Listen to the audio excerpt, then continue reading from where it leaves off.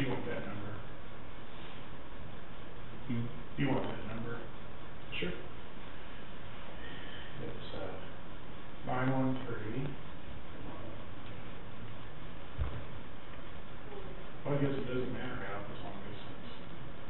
Huh? There is no long distance. 913-306-4028. 913, is he home? No, that's the cell number. Oh, cell, okay. I talked to him yesterday. He sounded fine.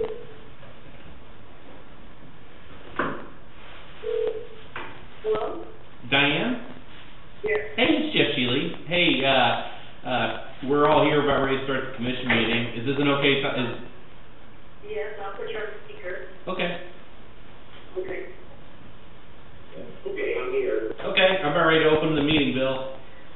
Okay. I'll call the meeting to order. I pledge Allegiance to the flag of the United States of America and to the republic for which it stands, one nation under God, indivisible, with liberty and justice for all.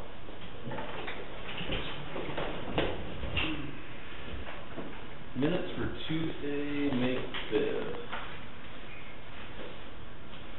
Quite done with me.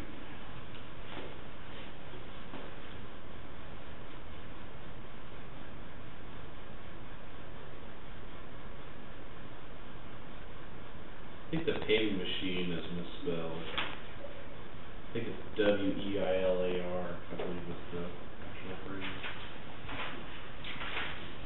Misspelled a couple times in that paragraph. The paragraph about Terry Morgan and Mark. Yes. And it should be spelled out half. Capital W-E-I-L-A-R. It's spelled different a couple times in the... W-E-I-L-A-R. Mm-hmm.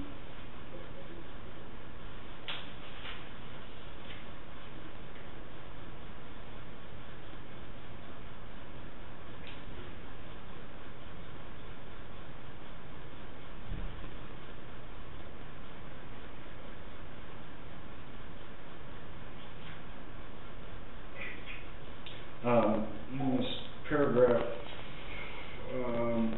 it's talking about our meeting with the EMTs and on the building purchase there. It starts, the paragraph says, Chad said. Mm-hmm. In the middle of that, it says, can't put a cost, and then it says T health. It should say cost on health, or it's just got a misprint on that. It's about 1, 2, 3, 4, 5, 6, 7 lines down. Can't put it on. Mm-hmm. On health. It's a remodel. Or moving. We didn't tell you guys. We're not gonna move.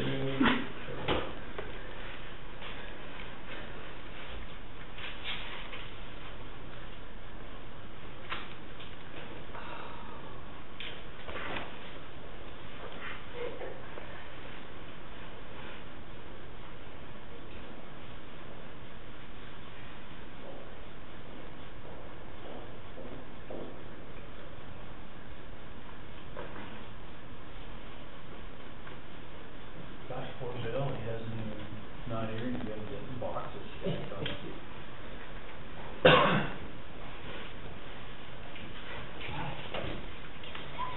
Good afternoon. Hello, how you doing? Pat?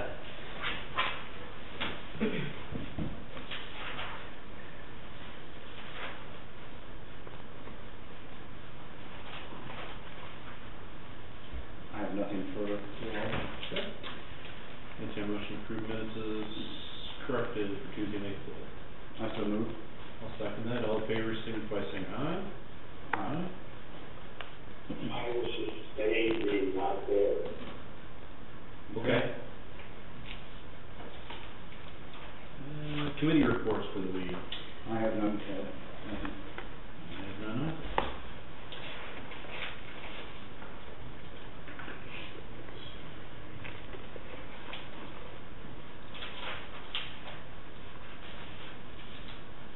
that shows us Steve Andre, I don't know who, Yeah, he stopped in yesterday to make sure he was still on, so. okay.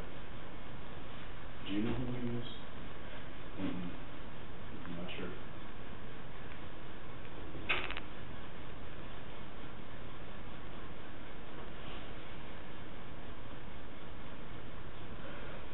And then Lindy said 3 o'clock, we've added Road Here, Bridge. yeah, Road Bridge.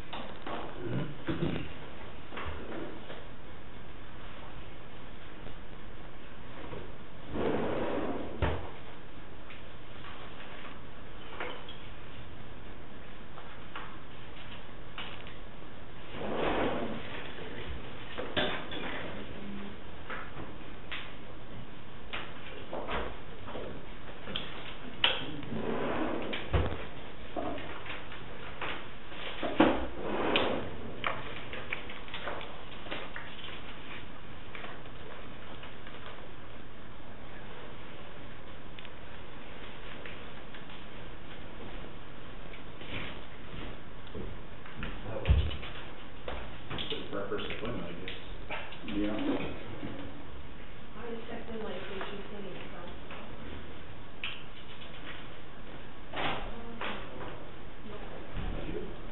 So you guys just doing some reno up here, or? This would be the new joint communications Oh. center. Oh, thank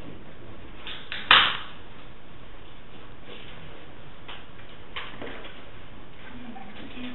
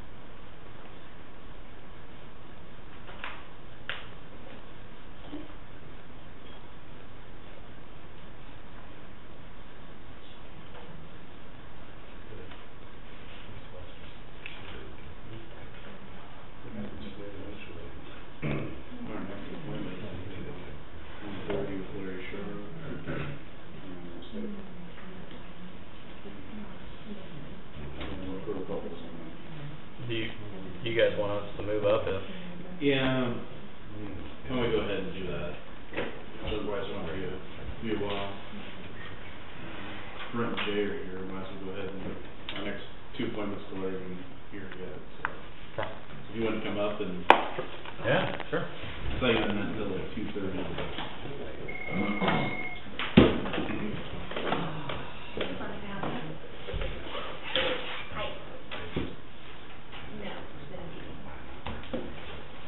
But that might be the one where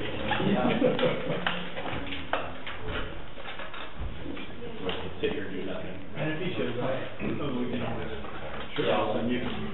You want to stop? No?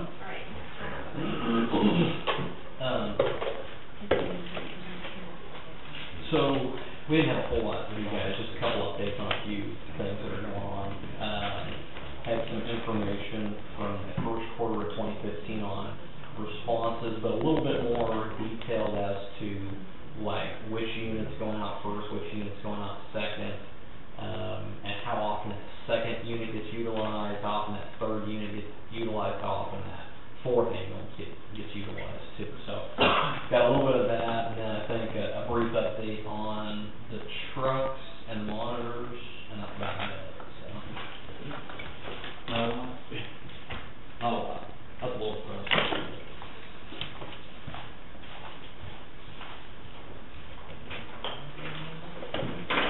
And we just leave stuff for. Yeah, just set your bill.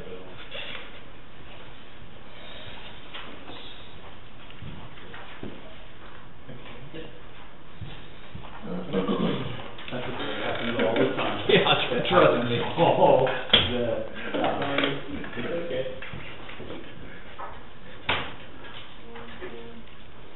Okay, so what this is these are numbers from the first quarter of 2015. You see the months broke down, the 3 months broke down, totals for the first quarter. And what those numbers represent are how often the first 2 columns happened.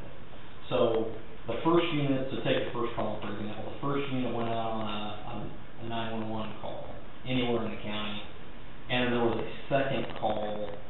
The second unit went out for a 911 on the west part of county, and then you see the January, February, March numbers there. The second one is 911 in the county, and then calls a second unit going out for a call in the eastern half for 911 response.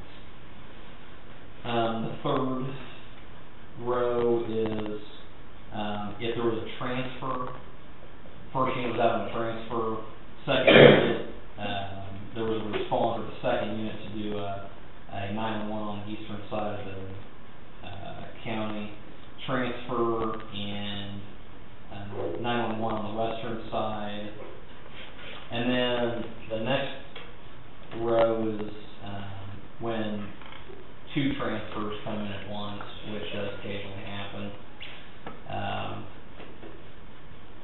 The following is a 911 call, and then a transfer comes out for the second unit, which that's not as usually as big of a deal because the 911 calls typically go to Atchison Hospital, so that first unit's back available fairly quickly. The double transfers, we logistically, we have our lieutenants and the PAR medics go through kind of a protocol when they have to, if there are double transfers that come in, because the one thing we don't want is leaving the county uncovered. So they'll go through kind of a protocol just to make sure that the transfer is necessary. You know, it depends on a lot of things, one of which is if the patient is critical or not. If they're not critical, then maybe they can wait or something until another unit gets closer, or sometimes we can pull in that third unit, third ambulance staffing as well. And the last row is when the first unit's either out on a 911 or a transfer, and the PAR, the first response unit, would respond out to a second request and take care of it. And which a lot of times, not a lot of times,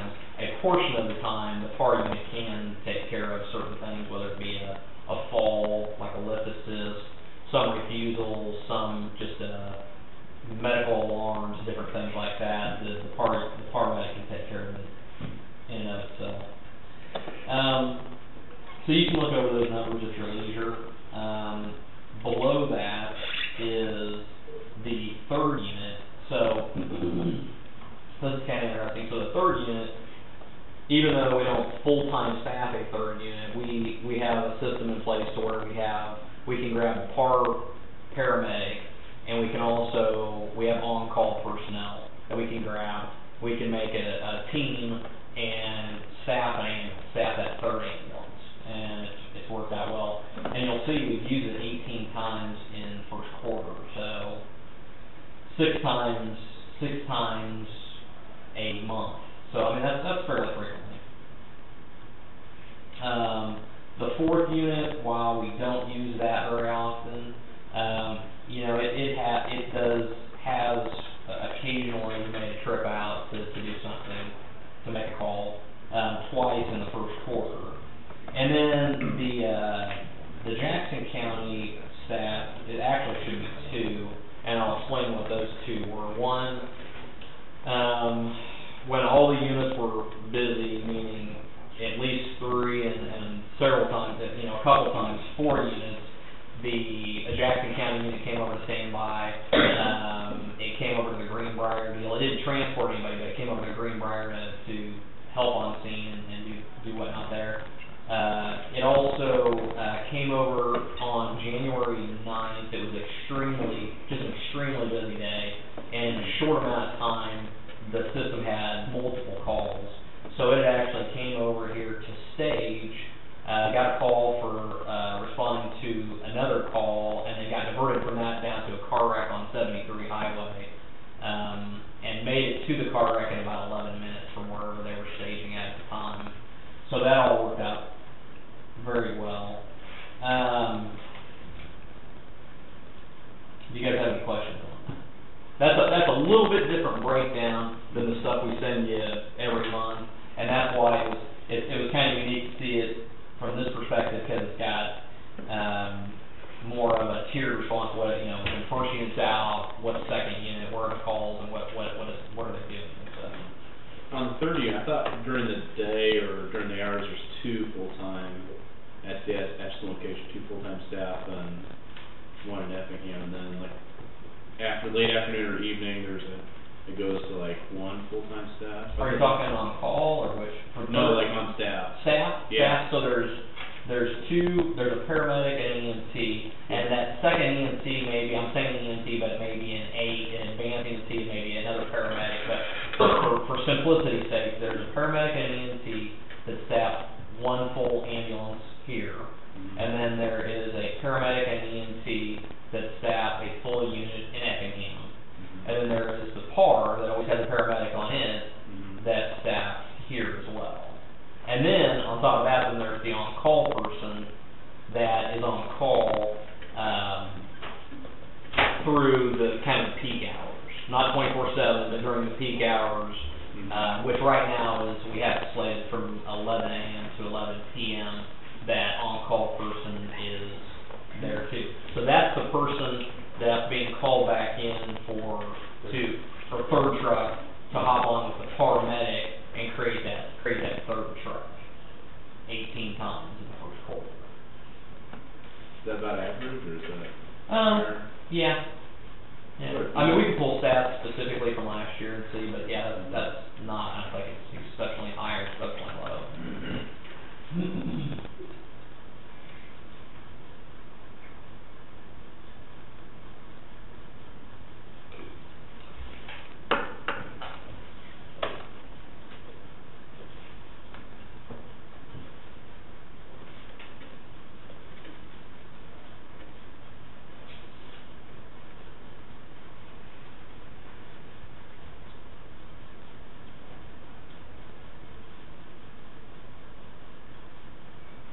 Do you think the park car is a pretty good investment, or is that working out well?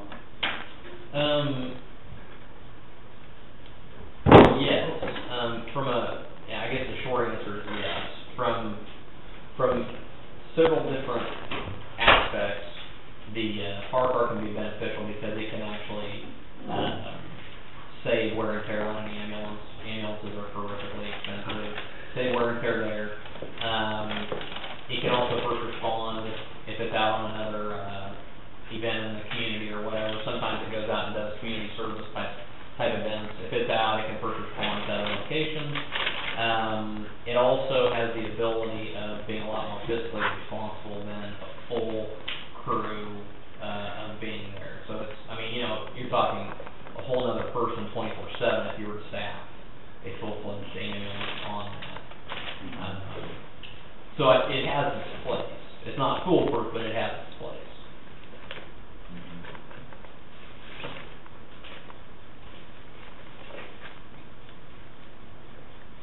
It's helped in inclement weather as well.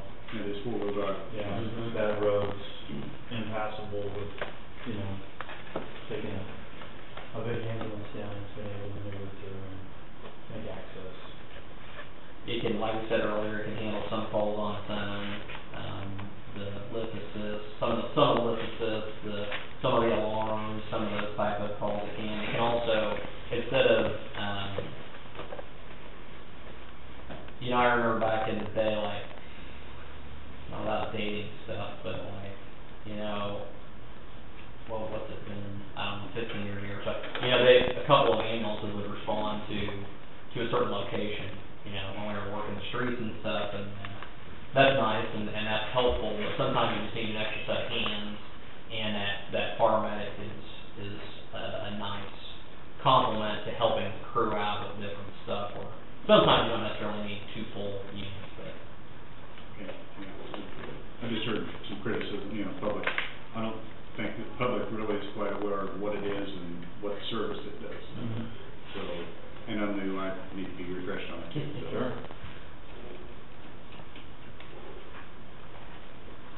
You guys have any other questions on this?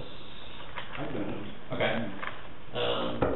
You wanna give a truck update, and I'll give a monitor? Yeah, I'll give a new ambulance update. Everything is finalized. The only thing we're trying right now, that I've been working on is I don't think trade-in is been handled quite fairly, so I'm taking that back to the drawing board to see if we can get the best amount for our trade-in. So that's kinda hitched it a little bit, but other than that, and I'll do, if we don't feel like this is gonna be or behoove us to go this route to just take a trade, I'll try and get it sold out right for you guys. Did you solicit bids on it from them? And Mhm. Okay, I didn't know if you solicited. Yeah. If you solicited bids on it.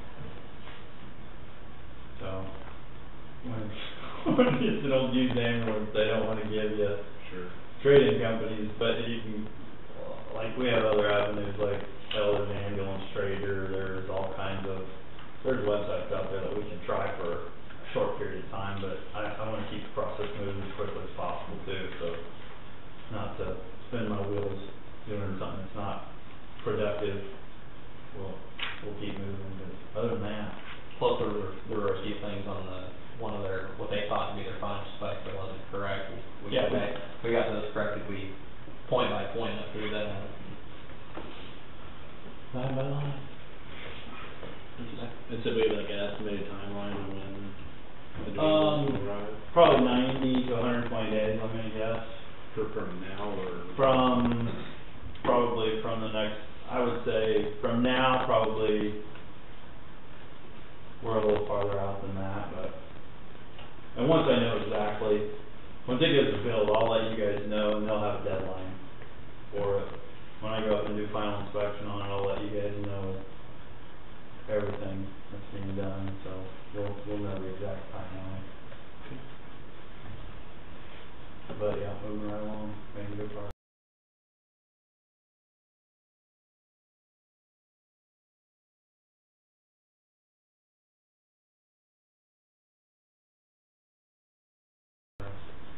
Just don't, these are things that we don't really like to rush because you don't wanna make a wrong decision. I mean, when it all boils down to it, you don't want something to be screwed up and then it has to go back in for fabrication or whatever. And other places do that too, have to have it shipped to another place and have it refabricated, so. It's just not worth it. These are things you protect your investment, and you spend a lot of money for these things, and you want it done exactly correct, so that's kind of and that's our particular OCD. Apologize if it does seem timely, but I don't want it done, we don't want anything incorrect.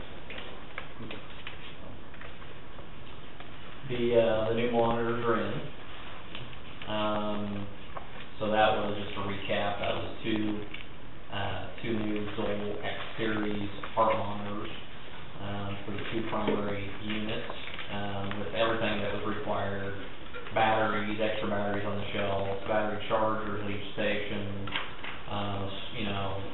whatever supplies initially came with them, and then we've gotten more supplies with all the features that we talked about previously. The SpO2 it can sense how much oxygen is in your blood.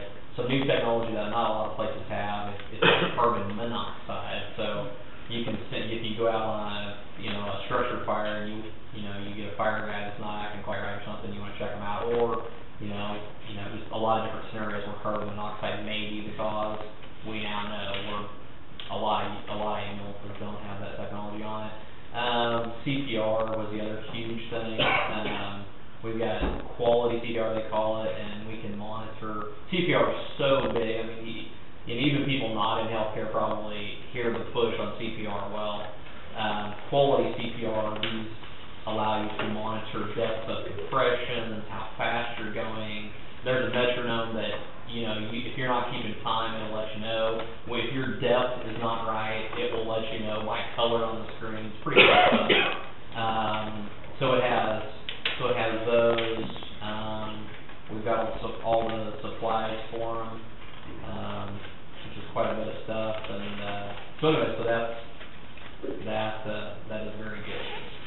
So, and thank you for that. That's going to help the ones we replaced monitors, and they haven't been sent in yet. They need to be sent in so that the credit can be applied to the account. But I mean, huge discount that we got for the return ones. It's not near that now, and those need to be sent in. And those were at the end of their life expectancy. I mean, they were. It was time for them to be replaced. So that is all going very well. Are you okay? Mm-hmm. Okay. Different. I think I had one of those last time. You guys any questions or comments, anything? Sounds pretty good. Yeah. Be glad to see that new ambulance show up. Yeah. Good deal.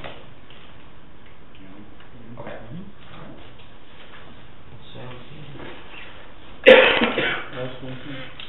Anything for me, Alan? No. Yeah.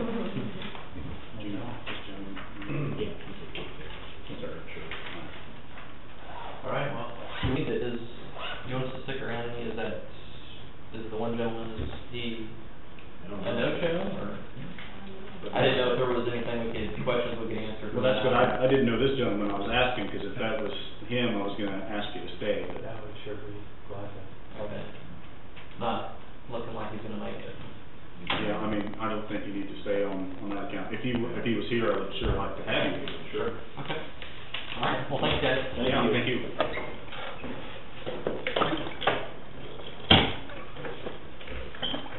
Hold on. What's that? Okay. You good? All right. You bet. Larry? Hi, Commissioners. If you need somebody else to talk to, that's fine. I'm not in no big hurry. You guys listen? Okay. We're ready for you. Need about 15 minutes. You're fine. Well, thanks for working me in, Commissioner Noel. Did I get you last year? No, I just started in March, so I took Mike Bodenhausen's place. Oh, we haven't even started that fun yet. It's starting. Nice to meet you, Larry Sharp with KDM Insurance. Nice to meet you. We're the insurance provider for Atchison County, and Jeff knows us quite well. We cover all aspects of your insurance except for workers' comp and your health insurance. In other words, auto, liability,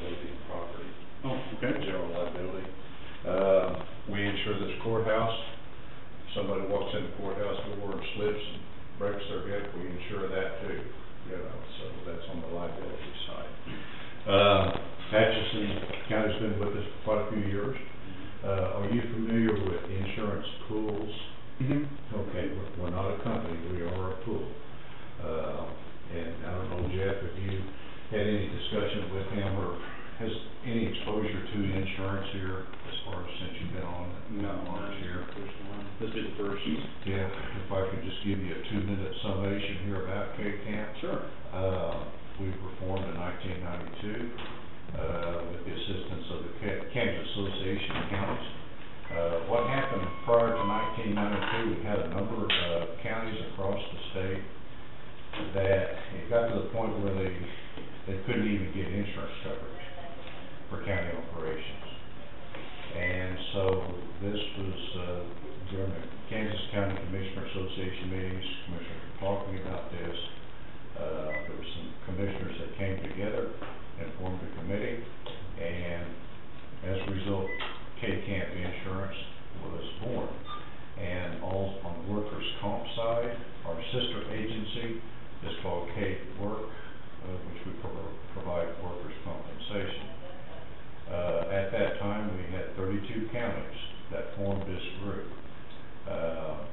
It got to the point prior to that where we had quite a few counties. I don't know, Atchison County was not one of the counties at the time, but especially in western Kansas where those counties had to apply to the Kansas Insurance Department and to people for insurance coverage. As we know, state law provides or mandates that there will be insurance available to everyone, especially, you know, where you have to have it, like in automobiles. That's the good point. The bad point is when you apply to the Kansas Insurance Department for what we call assigned risk coverage, the insurance companies will cover you, and here's the deal. You don't get to shop around. You just pay whatever that is.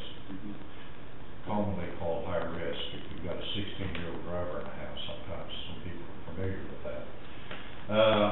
So we were born out of that. We've been in existence since then. The first year, at the conclusion of the operations, I think our member fund balance was like $40,000 the first year. So there was a learning curve. We were sort of worried about that. Now, fast forward to this day here, we have 62 counties, and our fund balance is about $16 million. In other words, Atchison County is a member. You are a part owner of K-Camp here. So we've grown through those years. Being an insurance pool, again, we're not an insurance company. We buy insurance to insure our larger losses. Atchison County and the other 61 counties are partially self-funded.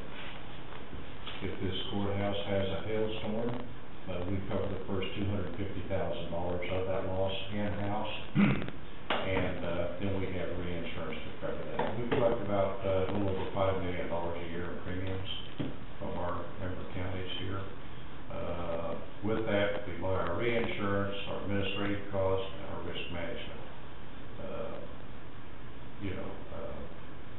costs. Whatever's left over at the end of the year, just like in Atchison County, your road and bridge department, if they have any money left over at the end of the year, they'll roll that money in to use this special highway improvement fund or something like that. We do the same thing. It's called the members fund balance. Any questions on that? I don't take up any more time on that. What I do is I work part-time for K-Camp, and I'm not a big insurance guy. And when I was approached by this, I said, well, you know, I'm not much of a salesman, you know.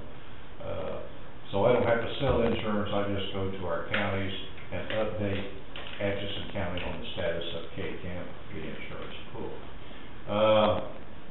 And we have our business meeting in November of each year in conjunction with the Kansas Association of Counties annual convention. And I don't believe last year I showed that Atchison County attended the business meeting, or did anyone here go to KAC? Yeah, I was at KAC. Okay, were you there? Yeah. At the business meeting? Yeah. Well, I didn't show the check mark, but I thought I saw you there. Yeah. Then I looked at this paper and said, well, maybe I was seeing things. Yeah. That you weren't there. Okay. Yeah. So Yeah, yeah. I wasn't gonna say nothing, I thought, well, I better go by what Mary walked down here, and she didn't have a check mark. I feel like 3 or 4. But you've always been good about being there, Yeah, you know. yeah, 'cause that's usually held like 5:30. Yeah. That. And just to recap, you met our new CEO, and we do have a new CEO, our longtime CEO retired, Tom Joe, and, you know, moved to, Omaha, and he's from that area, mainly South Dakota. So we have a new CEO, he came from California. We don't hold that against him since he originally is from the Midwest. He is an attorney, specializes in insurance. And so he worked in the insurance pools in California, and he relocated here. He's a lot happier being here rather than out on the West Coast. I was looking here at our 5-year loss ratio. Yours is well below average. If you're familiar with what a loss ratio is, how much we pay out in premium dollars as contrasted to what your premium actually was here, it's about 42%. You give that to an average of 58%, that's well below average. That is why this year we extended our contribution premium rate program, which Atchison County qualified for, and we signed up for that.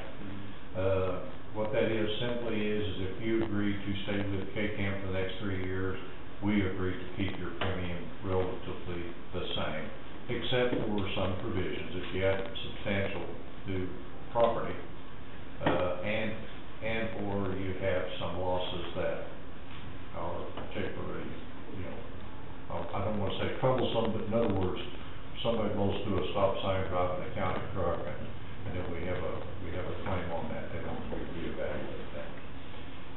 That's good for budgeting purposes, especially since in this year, 2015, what we're seeing is our reinsurance rates are going up.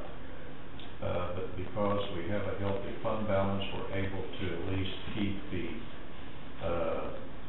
increases to our member counties minimal or none at all. We'll use part of that fund balance to make that up.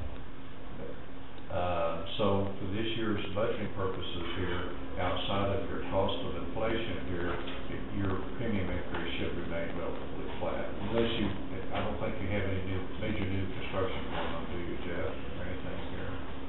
As far as county goes, to add on to the insurance rules. Here at the courthouse, we're looking at some upgrade, I wouldn't say major. Yeah. We're looking at EMS facility to add on. But you're not building no new buildings or anything like that? Remodel. Yeah, just remodeling. Yeah, no new construction. Yeah, but you're not building a new public works facility or anything. No, we've discussed, but I don't know if I foresee that in 2015. Okay. What we're seeing here, that really started in 2014 and it's continuing into this year, it looks like, is our claim dollar paid out. We're really seeing a shift here in the liability side from law enforcement liability more over to the public works side. It's not so much here in Atchison County, but we do have several counties here in the southern part of the state which have experienced some pretty big liability claims. So we're seeing that shift. It's a good shift because we've always been concerned about law enforcement liability. I've always said, the sheriff can't win for losing out here. We've seen claims, not necessarily here in Kansas, take domestic violence. The sheriff will go out, or not the sheriff personally, but the sheriff department, the deputy, go out and say on domestic violence, and they find probable cause, and they make an arrest, and then we are, under the threat of a false arrest lawsuit. Same case, the deputy goes out, he doesn't make an arrest. You're under the threat because you didn't make an arrest. So those are some examples. And what we're seeing here, but especially in law enforcement here, is mainly the liability concerns that deal with vehicles, whether it's an accident or say an illegal search and seizure out of the vehicle. We have 1 or 2 of those every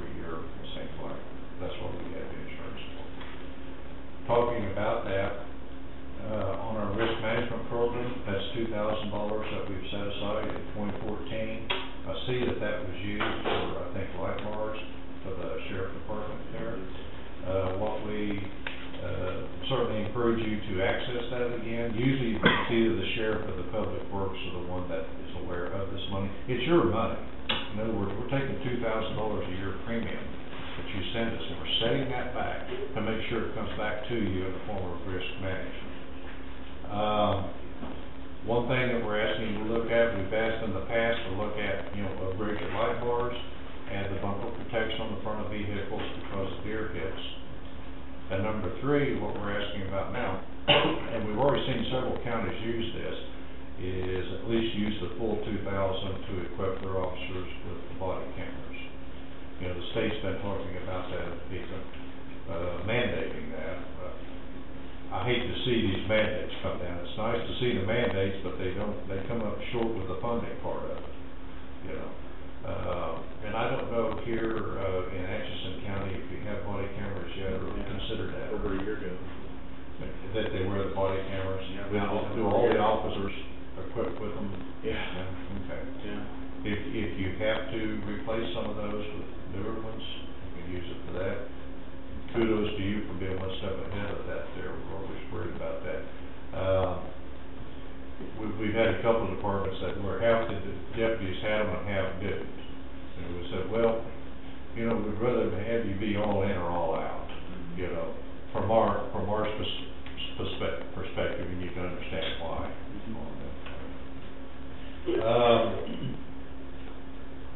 As we go forward here, we're still expending quite a bit of money on our attorney assist. That's fine.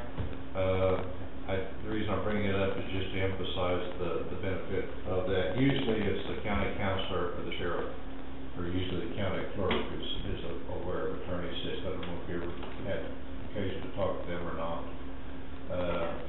But generally it's usually the county counselor or county attorney that uses that. That's where we have a contract attorney on hand.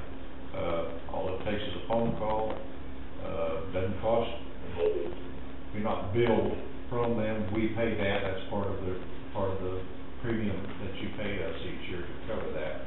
In other words, if you have a question about errors and omissions, commonly called employment practice, certainly give them a call. Again, nothing against the local county counselors, but what we've seen is attorneys like doctors, they all specialize in certain areas, but your county counselors specialize in every area. And our attorney assist, our attorneys, that's all they do is handle county litigation and county issues, whether it be errors and omissions or liability. Commissioners, any questions? No.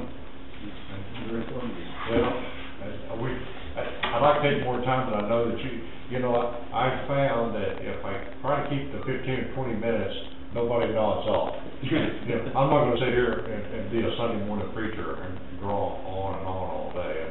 I do like to get to the point here, but if you have any questions, certainly. What's the average on your risk loss ratio for your members? For the 5 years, 58%. Okay. And I'm going to say 40, 42, I think just a little over that there, so you're well below that. Again, looking back at last year, it's one of the few years where we're actually paying out more dollars in property and casualty than we are in liability claims. We had some large hail losses, especially out in west of Salina, all that area there. I don't know if you heard about what happened in Mitchell County or not. They had 2 hailstorms come through about a week apart. First one came through and wiped out or damaged, I didn't say wiped out, damaged about 2/3 of the city. A week later, another hailstorm came through and took care of the other third there. And so we had some pretty big claims up there. Again, that's where we get into our reinsurance to help on those claims. Year before that, again, we had hailstorms in western Kansas. We had one particular courthouse. I think it was $500,000 on that thing. Again, that's what you have with K-Camp is replacement cost coverage. Not actual cost. Actual cost is we depreciate it out. You got a 10-year-old roof that we only pay you half on replacement cost. If it's a 30-year-old roof, you get a new roof minus your $500 deductible. So, I think, you know, we were formed here to, I'm not saying we have Cadillac insurance coverage here for the counties here, but I think it is, you know. It was formed, by the counties and for the counties. And so, you know, we don't think dollar for dollar you can do it. So, well, thank you, Commissioners. Thank you. Appreciate it.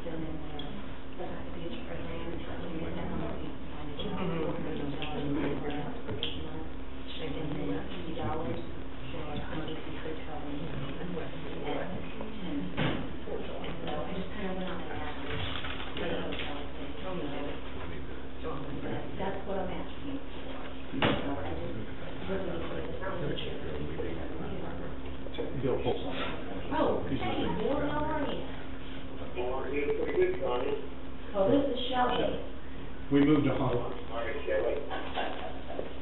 We didn't announce that, sorry, Bill. You guys are kind of tricky. And who's they bring it through? Is that through? DOC. DOC. Yes, they can go around. If you guys agree with it. Sounds good. So I'll need a motion to sign the community corrections behavioral health budget summary and budget narrative. I'll second that, all in favor, say aye. Aye. Okay, 3-0. How you doing? Once a week. And then, what's the budget unit that we? 5-10 minutes tops. It's just kind of an orientation on what steps we start with. Okay. Go from stage and one. All right.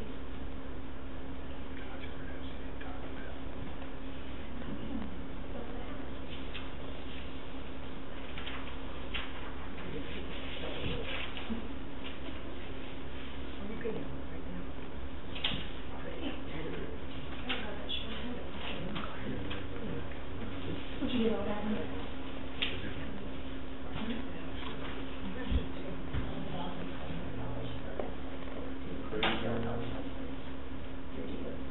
What, I mean, Jim's here, Jim Lampy's here for this? I can call down if he is.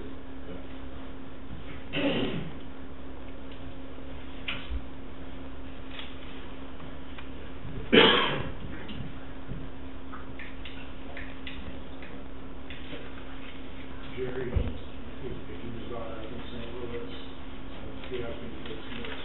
Okay. Jerry. He left this morning at 5. Hey there, is Jim here today? No, he's not there. Alright, that's what, no, thank you. See ya. Jim's not here today. We already got at least Debbie here. Yeah, I want to keep Debbie's available.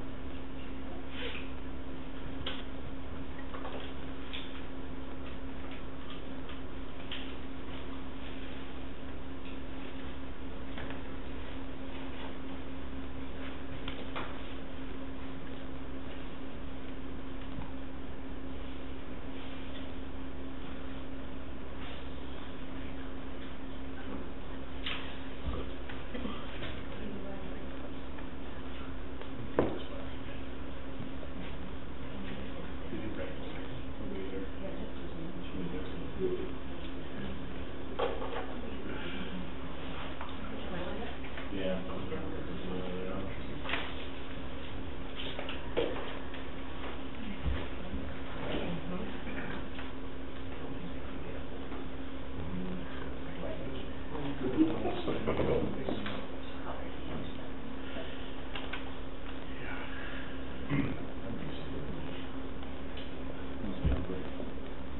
Pretty sure Debbie goes to lunch from 1 to 2.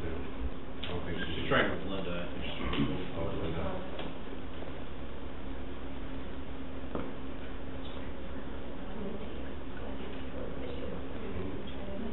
You put lunch from 1 to 2, Debbie does?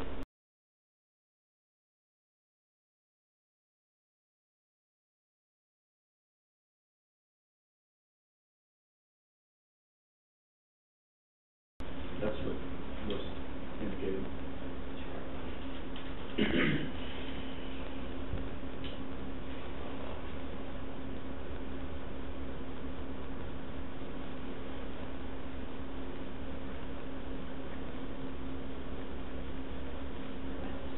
Yeah. That's usually here on Tuesdays.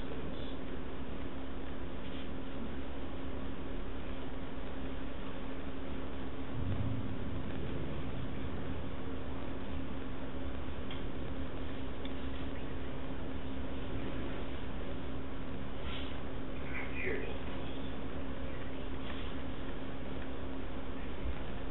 Hi, Debbie. Could you come after the commission meeting when you get back from lunch?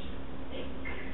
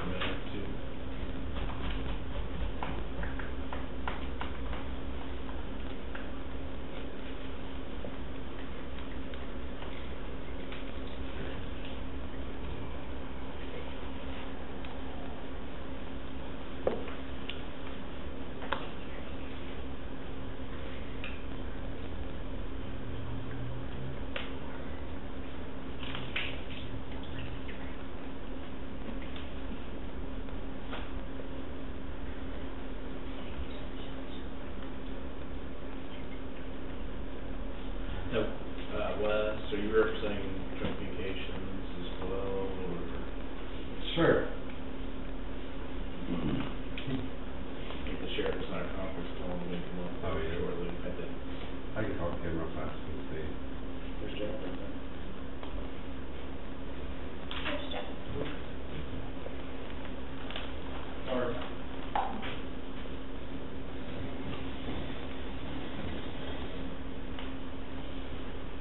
First, we done one more, Michelle's coming out.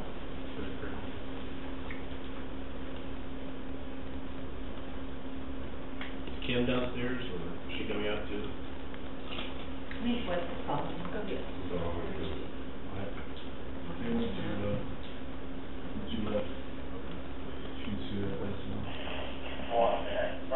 Chase coming? It should be. He's on the agenda too, I believe.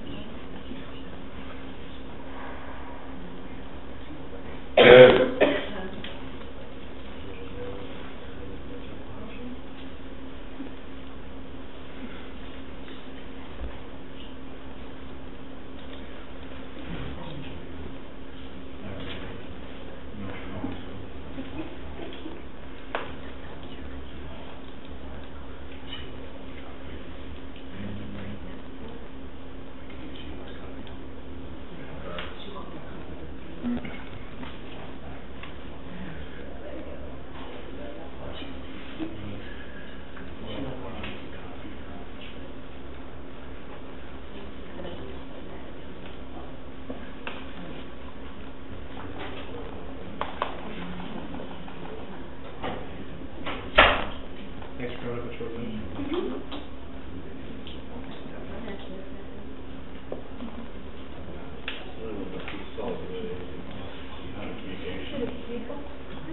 These chairs over here. Set up a tight table. Nice. It's not the hot seat, I didn't say hot seat.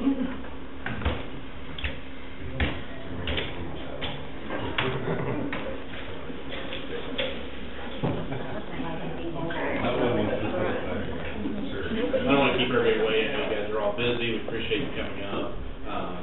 Probably about 5-10 minutes tops, but, 2016 budget season, which we've officially started. From today, we have 13 weeks to have our budget, approved, sent to publisher, and ready to be adopted on August 25th. So, we've got approximately 13 weeks, to get everybody's budgets completed, approved, and so, just wanted to bring everybody up to speed and get everybody on the same page, as far as the timeline. We'd be glad to see, I think, as like last year, meet with each one of you maybe once or twice as we go through the budget process for the year. But we would like to probably see you start assimilating your budgets for 2016, so what you expect, you know, some of your contractual, your commodities, your bigger items, if there's any personnel, any capital improvement projects that you foresee coming up here, in your departments here over the next year. Those would be good to put on paper.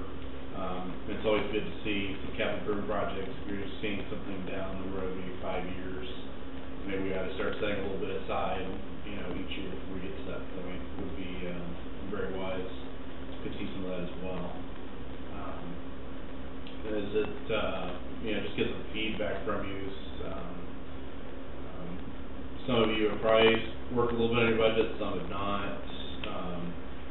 You know, we could probably start taking initial budget requests or meeting with you, you know, within 3 to 4 weeks, if that sounds, you know, reasonable. I know everybody has slightly different department than the other, but does that sound something reasonable? We can start taking budget requests from each department, starting here in about 3 or 4 weeks, let's say. That put us into June. Probably start that first week of June 2nd would be, put us about 10 weeks out.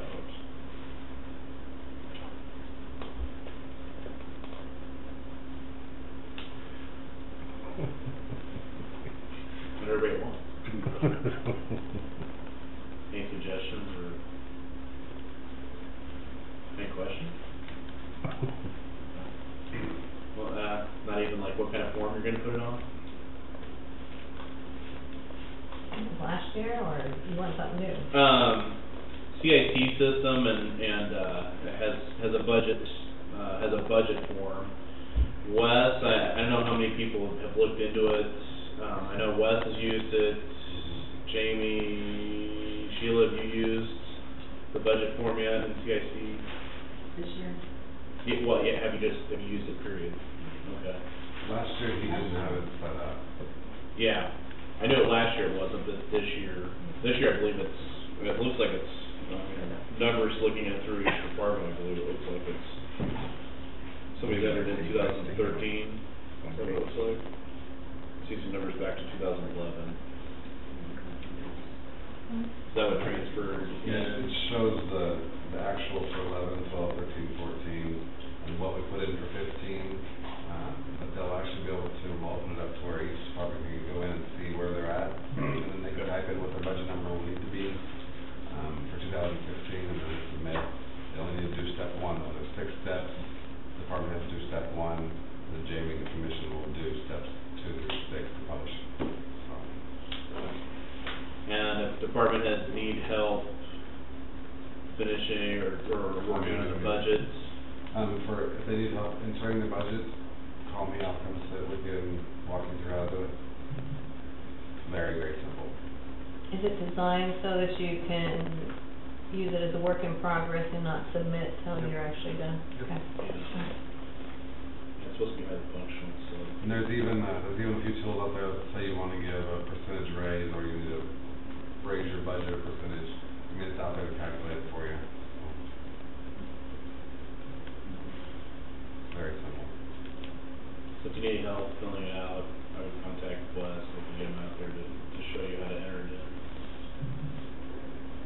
So. And then I printed a report that he has that he can pass out to all of you. That shows what your actual was for 11, 12, 13, 14, 15. Who said that? He does. Back over. I gotta say, it is pretty nice.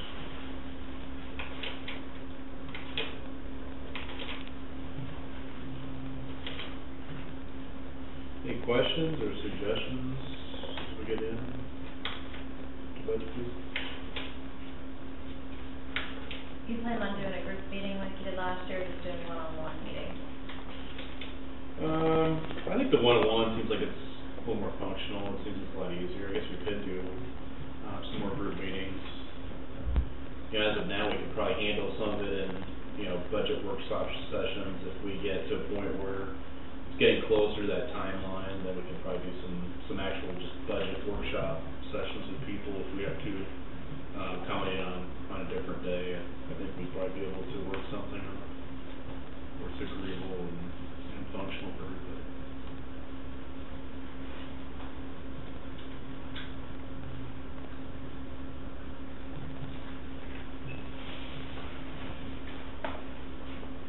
Any questions or? This is my orientation too. Bill? Yeah. Any questions or suggestions? No, I think it's fine. We can have if need be. Okay. Everybody hear that? Just basically got some extra budget workshop sessions if we need to. Get close. I mean, we've got a decent amount of time now, 13 weeks, we should be able to accommodate everybody once, twice. If there's something that's we really need to take a look at, long-term plan or something like that, we can obviously do more than 2 or 3 times with each unit. So far it's worked pretty good. We've been getting I appreciate everybody doing the monthly updates, kind of keeps us all in the loop on what's going on, so we do appreciate that as far as what's going on and any future needs or concerns. Probably if we're, working on this, we probably wouldn't need so much update. We can kind of do the monthly updates as we're working on this, can't we? Just kind of wrap it into one.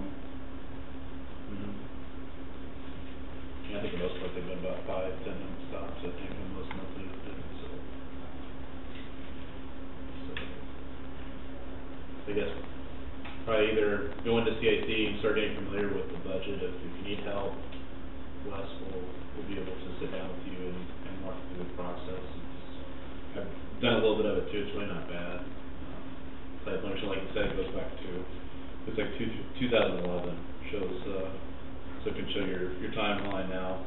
There are more detailed subcategories that been added during the last few years, so you may see some things that, like, so prior to 2013, you may see some like the personnel services and stuff like that kind of grouped in. You'll see some more detailed breakout on employee personnel breakouts here from the last 2-3 years.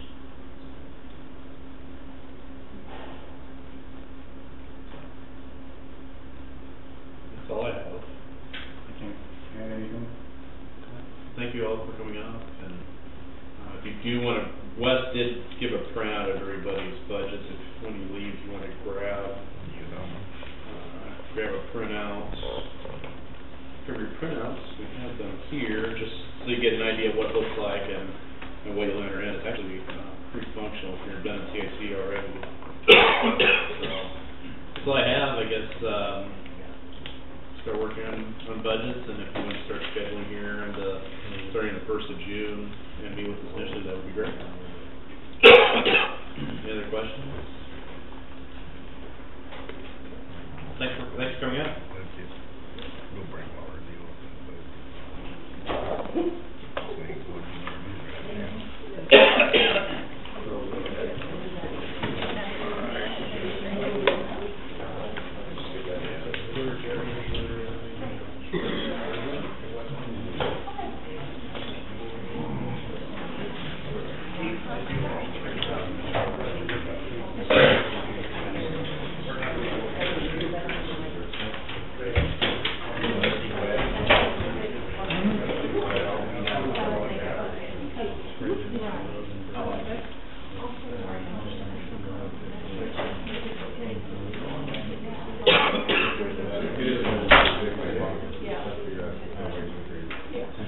Should be property and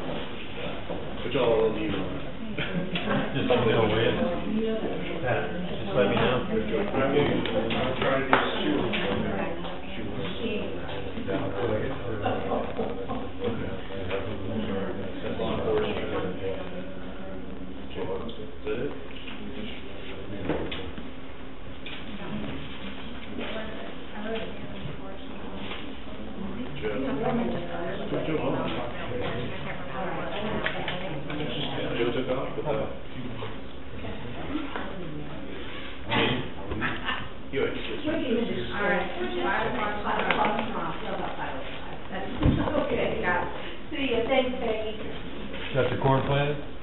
60 acres is all I got in. Planted a little bit a week ago Friday. It was too wet, it's puckering behind, and I waited till Monday, and I started off like a fiend and got ready out at 4 o'clock. How's he doing?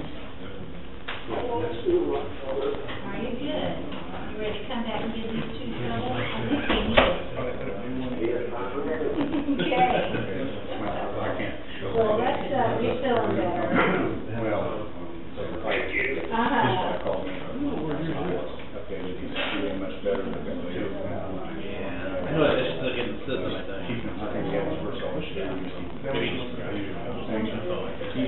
He's really. Always said he'd want to come back. No, I mean, I'm sure we're going to. Yeah. Not for. Forward, out of there, and so, that's a good time. Okay, yeah, is anything good? Well, August 25th is the public meeting. We have to have. that was a no-show. Budget. I don't know who that was. Nobody seems to know who that was. No, it's always been August 25th. It's just. West don't seem to know either. Yeah, well, you're running through it. But I mean, nobody seemed to know what it was about. Yeah. Scheduled and.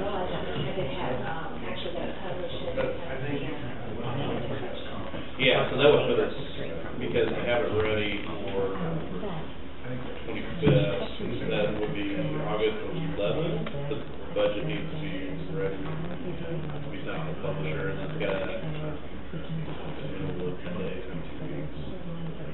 to publish it, and then we can adopt it on the day. And give us a Right now, it's been quiet. I'm not gonna bring anything up. we talked about maybe next. West told us about the inspection this morning. Just gonna be going It was so good, that nothing new came up, so. Well, thanks for coming, I didn't, Yeah, I like it. Yeah, it's, other room, the HR room. Okay. Okay, thank you very much, thanks for coming. We need to get that project. See you later, buddy. That office, we went downstairs, bottom floor. Yeah, bottom floor, there, you build an office for Jim, for the Fraser downstairs. So it's right across from, where Jim, no, Michelle's staying.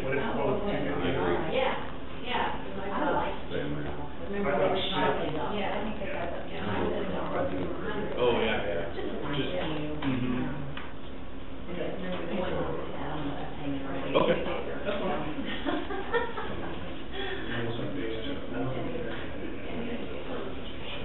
It's 3:30, we got an hour. Okay. All right. Thank you. Okay. Is there anything left up there that I can use? Where's Wes go? I'm sure you're talking about on hold. We got 3 here.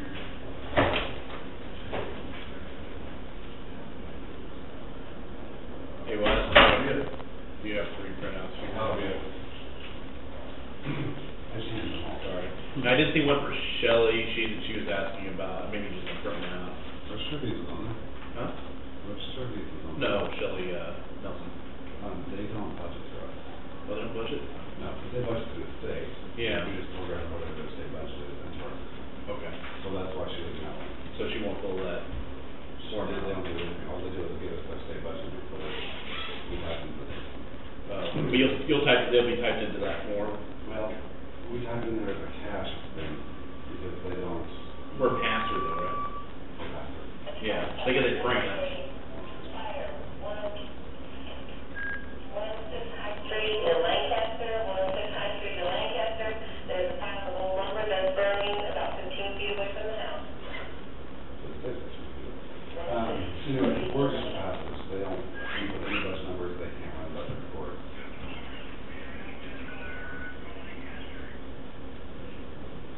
To the tip.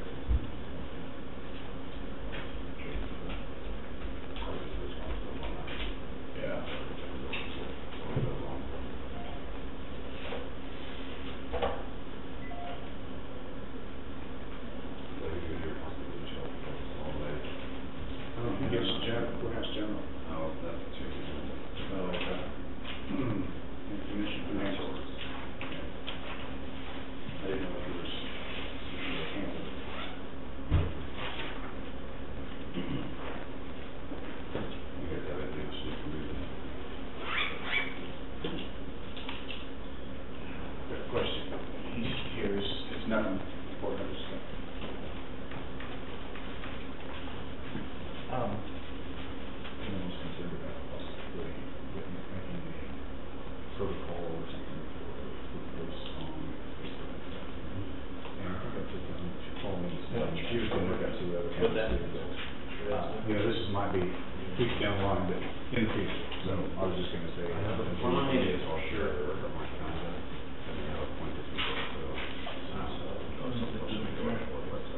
She probably knows a bit more. Yeah. I'm sure it was all in there, we haven't adopted it. Okay.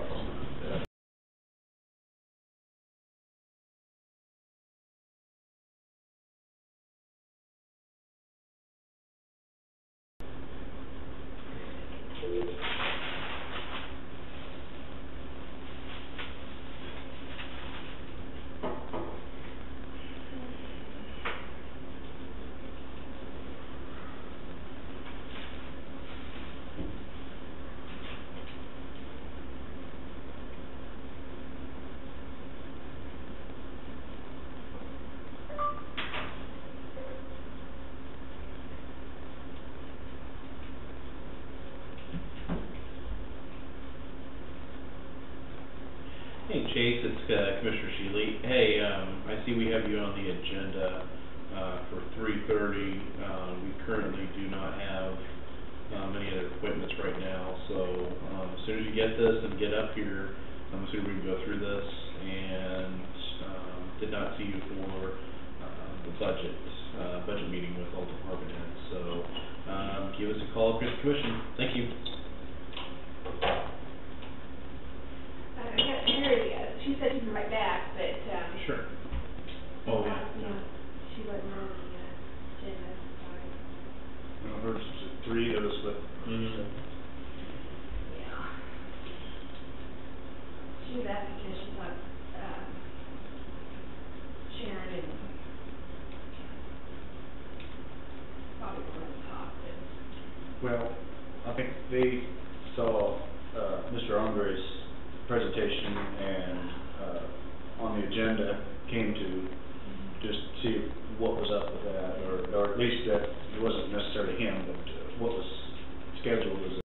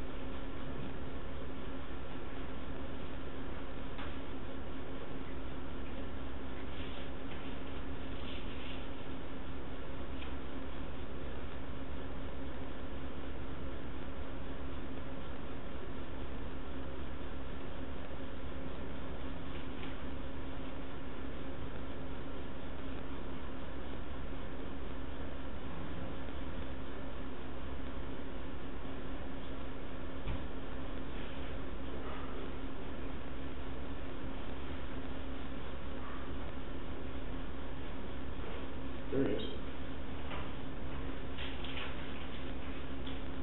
Come on in. Rusty for the budget meeting.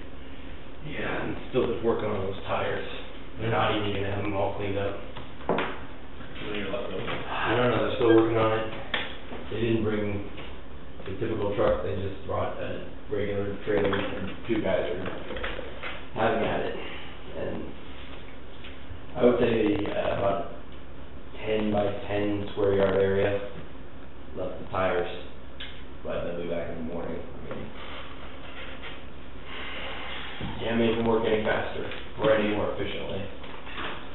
But got some of the Effingham stuff that you requested. Oh, thank you. That's the cost estimate that we did. It's 13. A few of the numbers can be adjusted, and then a draft of the interlocal agreement for the sales tax. Okay. I don't know if it's, I couldn't find the signed official proof of it, but,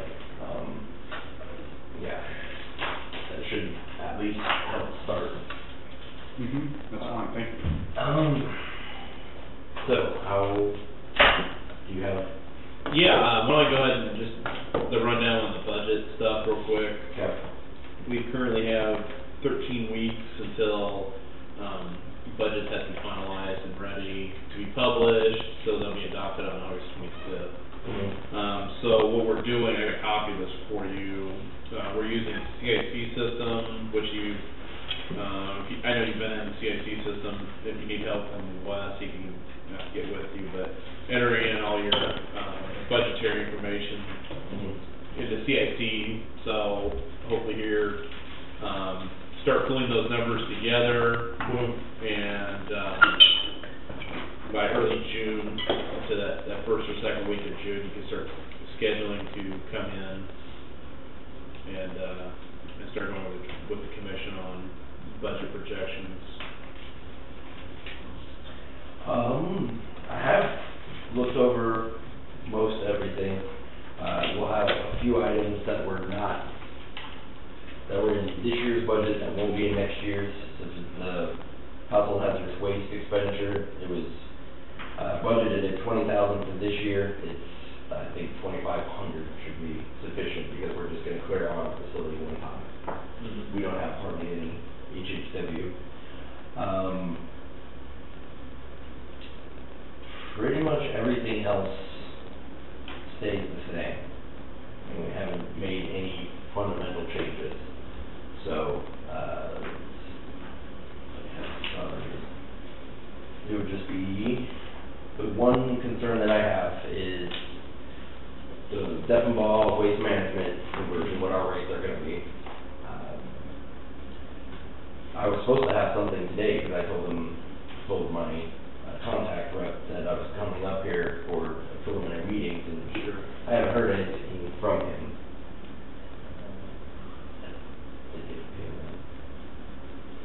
So, but as far as budgeting, that's a variable cost that's covered with tipping fees. So if that rate goes up, we can adjust the tipping fees accordingly. So as far as for the solid waste department, the part that really is quote unquote budgeting is figuring out what I need for sales tax. That number then gets thrown into the interlocal agreement. So last year, I think I only needed $582,000 in sales tax. I think what was the actual? Our actual? No, that wasn't. I haven't seen the actuals. Do we have the final? The auditor? She's been working on fund numbers. She won't audit sales tax. Sales tax is key work. Right, but my department. Yeah, she's been working. I don't know what that timeline was. Should be finished with that, but Okay. they have been working on it. I had a last year, based on my estimates, year-end estimates for 2014, we were $680,000. It was close to the finals number. It should be what the auditor comes out to. Should be close to that as well. So, with this year's budget being $739,000, I don't see us having any more increases in any. So, You may possibly be getting a little more from Atchison, from Effingham and Muskota. I've met with Effingham and Muskota so far, preliminary, so to get these interlocal agreements in. Mike Bodenhausen had kind of said that they had had talks too about possibly raising their percentage rates to kind of compensate for the extra hauling fee and the tipping fee, and so far they're agreeable. No figures have been, put out, but it's trying to have the ability for them to get this into their budget. They asked me for what possibly I would suggest, and I mentioned like 55% from going from 41 to 55. I said, but they gave no indication. They're agreeable to the basic premise.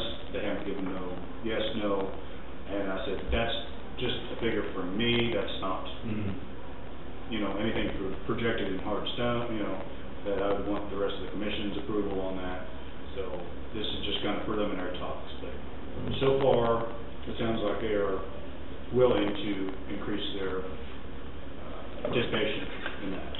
So, the increase, the original interlocal agreement was for the city of Atchison to contribute $412,000 in sales tax, and then when we came up with the tipping fee, there would be an additional $108,000 tacked on. Okay.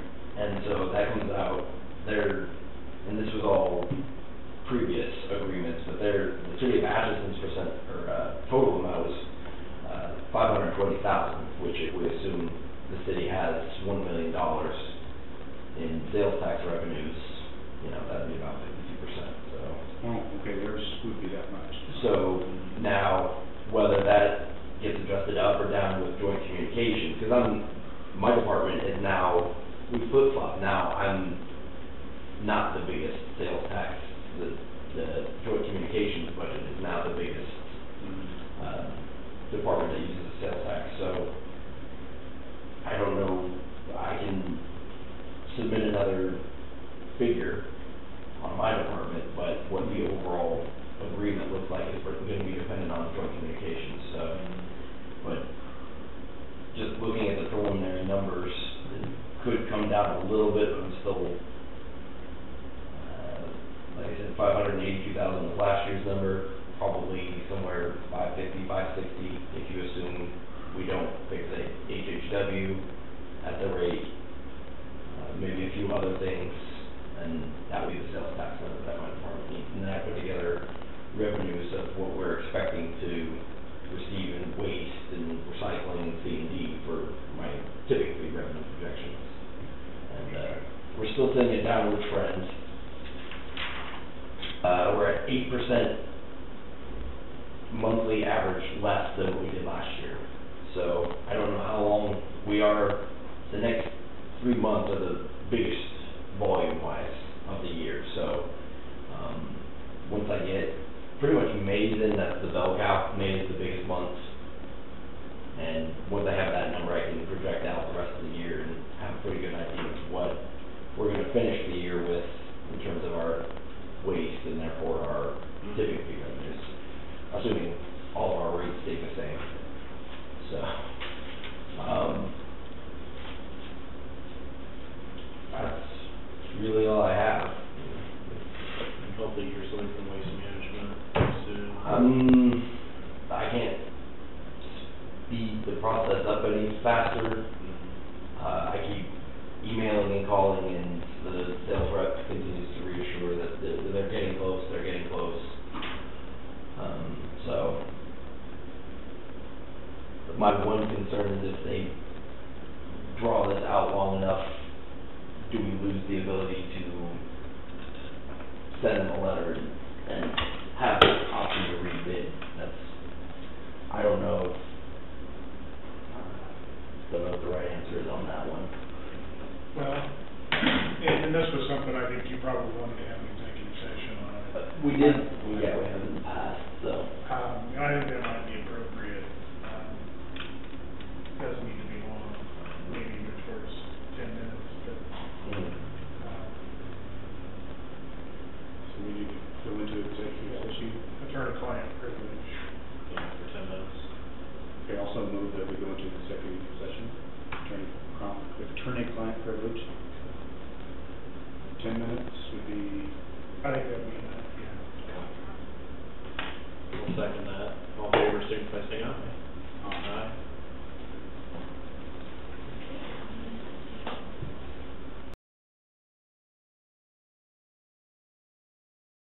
Right, and that's why I scheduled a Tuesday pickup and a Friday pickup. Okay. For going forward. Effingham is just, whenever it's full, we call it in, because it only fills up 6 to 8 weeks.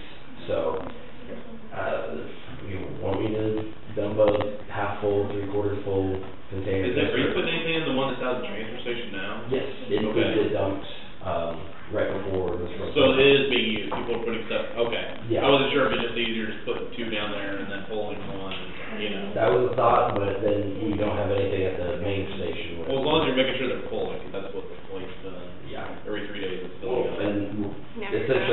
the same solution for Effingham, just pull 3/4 full trailers that are full and just for That's convenience just me, sake. you know, but, it was just brought up to me, it's never been that way when I've been there, of course, I'm not at the facility very often, but it's always had. I can just pick it up more often, just for saving some headaches when complaining. It's just an observation or a complaint. Yeah, it's a Not really personal. complaint. Yeah. So, do you need anything else from me? That's all I can think of. Okay. No, thanks for the info. Thank you. Grab yours real quick and then we'll start. Okay.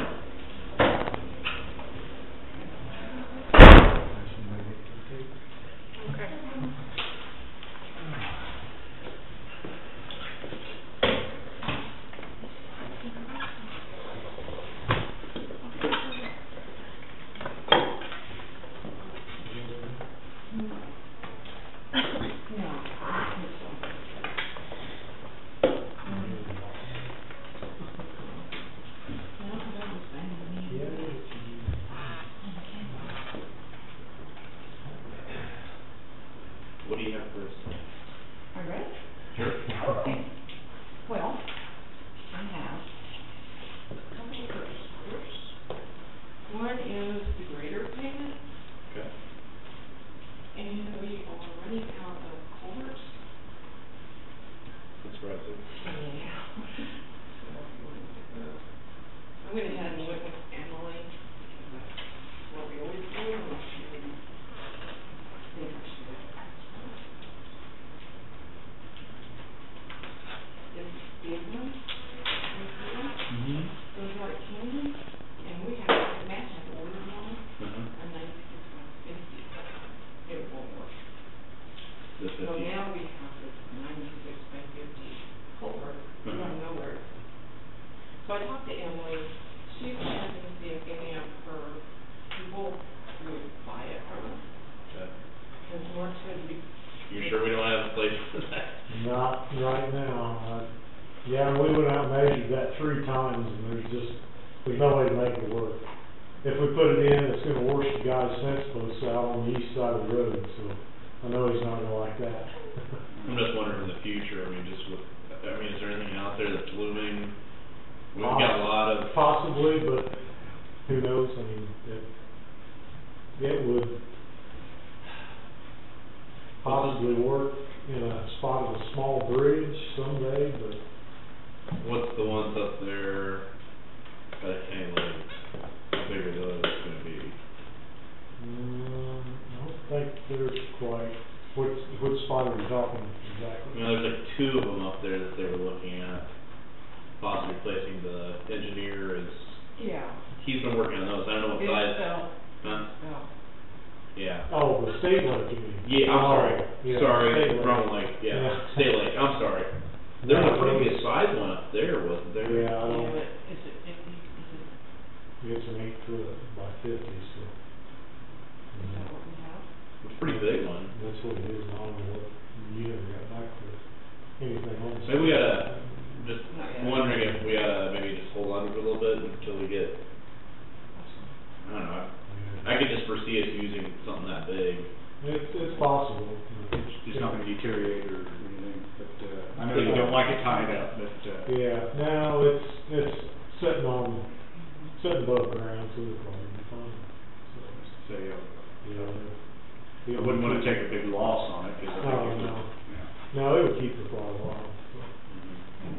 Who else have we typically gotten bids on culverts for in the past? There's. Dennis P. with, Alex Pika. Well, there's and he can have a Emily. Sure. And I can check with them. No, I think we're okay with this. I think we're okay with this right now. Because we are kind of, we're in the middle of replacing these anyways, as it is.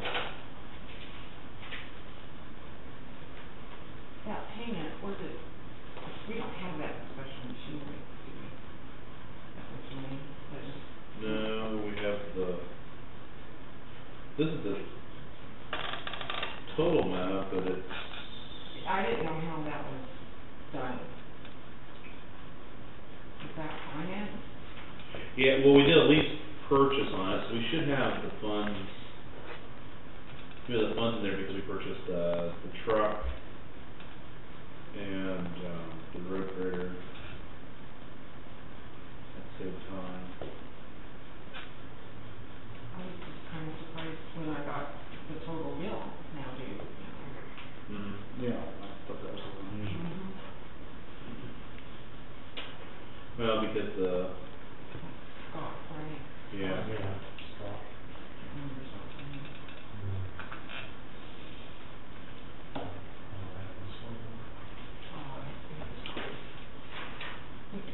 Because the lease purchase, I believe, was through Exchange Bank, so what they would have done is they would have submitted the total amount requested on the lease purchase, and then we would pay them the lease purchase payments. So we're trying to find out where those funds have been put in, and I know we received those, I believe, several weeks ago, but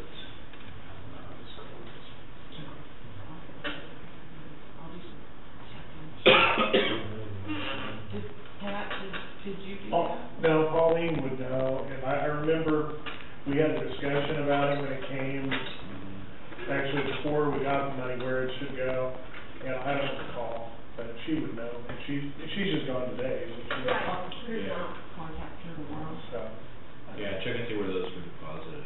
I think it was put in special machinery, although I don't think you can put it directly into special machinery. I think that budgetarily you have to deposit into your general fund and you can transfer. Okay. I will check the first tomorrow. And I just remembered the Foley, the piece of equipment. Oh, you never got in contact with them? I sent him an email, but I never had anything back.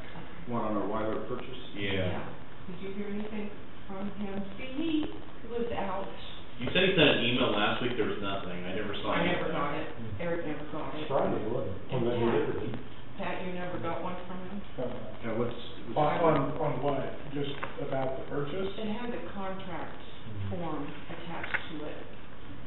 He didn't resend that yet. Okay. They're on the credit application. Yeah, right. Yeah. So, and you never did talk to me. I never heard back from him, so. Yeah. What you sent me. He was there yesterday, right? Did you talk to him yesterday? Yeah, on the phone. Yeah, I think Friday was the last day he was there, when they delivered it. You said it was a credit application, you said? Yeah. Okay. Okay. Yeah, I 'cause sent you. Yeah, that was on Friday. I attached the, credit app to the Yes. email.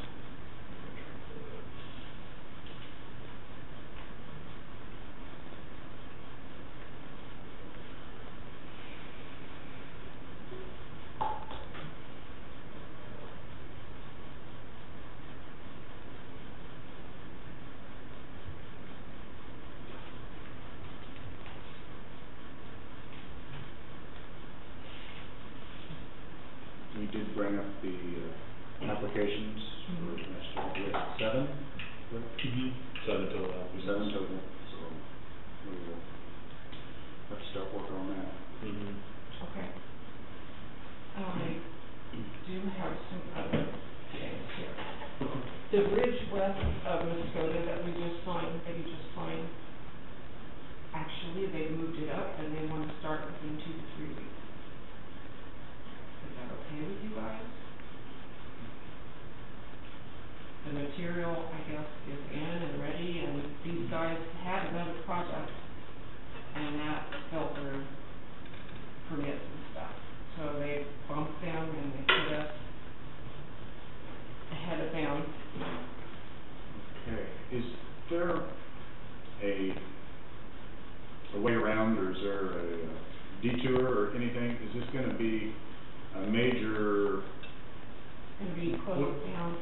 He said, tear out and put back 30 days, weather permitting. 30 days. Had there been any effort to coordinate that with timing of farming before, or was this just an arbitrary, just a number that they put out, so really being earlier isn't gonna make any difference, or there's no way to schedule that, is there? No. Okay. I know, I think it probably would mess up harvest. yes, I think we would rather have it done early as late, because I think people, in the farming community, would probably, the harvest is the biggest thing to. Yeah, we were talking, that bridge is, I think, fairly narrow, so they can't get across it with a lot of the wide stuff anyway. So, I can't remember how wide it is for sure. Yeah, I don't think it, I think it's a limited funding, Yeah. because farm equipment shouldn't be crossing it anyway. What exactly where is, how far west of Muscogee is it? it would be 2.5 miles, I think. It's on Township Road. It's just about a half mile west of our county road. Okay, I think I know where it's At at. the corner there. I thought it was before that, so Yeah. I drove out there a while back. Yeah. I didn't go far enough. Big Grasshopper Township, I think, out there. I have no problem with it. Do we need to make a motion on that, or anything, or just? No, we've already approved the purchase. Well, I mean, about to move it up, or the timing of it. No, we shouldn't need a motion, just. I told him if there was a problem, I'd call. Okay. And are you learning, we did a little bit in the past, are you learning, let them know like on, 911, joint dispatch, and then on the website, are we like updating stuff on that and social media? Close the road. Yeah, close the road or bridge, so I'm just. Right, yeah. That's priority, yeah. Okay. What else? Connie is, usually she has John spray for her. That's kind of a problem for us right now, because we're shorthanded. We have two main equipment operators, Mark and John. And when we start paving, Yeah, John's the one that runs paper. He's one of the ones on paper, so he's kind of important to us right now. Okay. we're short anyway, you know, with Matt on and Chris. Well, last year when he did it, we still had Alan, Chris, and Matt, so all of them were gone, so. Can she utilize your part-time staff? Well, I thought she could, if, Yeah, do they know the weeds, does she Yeah. go with them? and I don't know how she, I don't really, they'd have to have a certain amount of knowledge of the weeds. of some stuff. Do those applicators have to have an applicator license or anything if they're spraying? It's possible, Does right? John have one? Yeah. That's what he has. I thought the deal was that, well, okay, I don't know. I knew Connie had to carry it, but I didn't know if necessarily the person Yeah, most. applicating. Well, you probably got one. Yes. Yeah. Yeah, but I don't. The person actually applying it, I think, is the one that needs the, Yeah. which, it isn't an expense.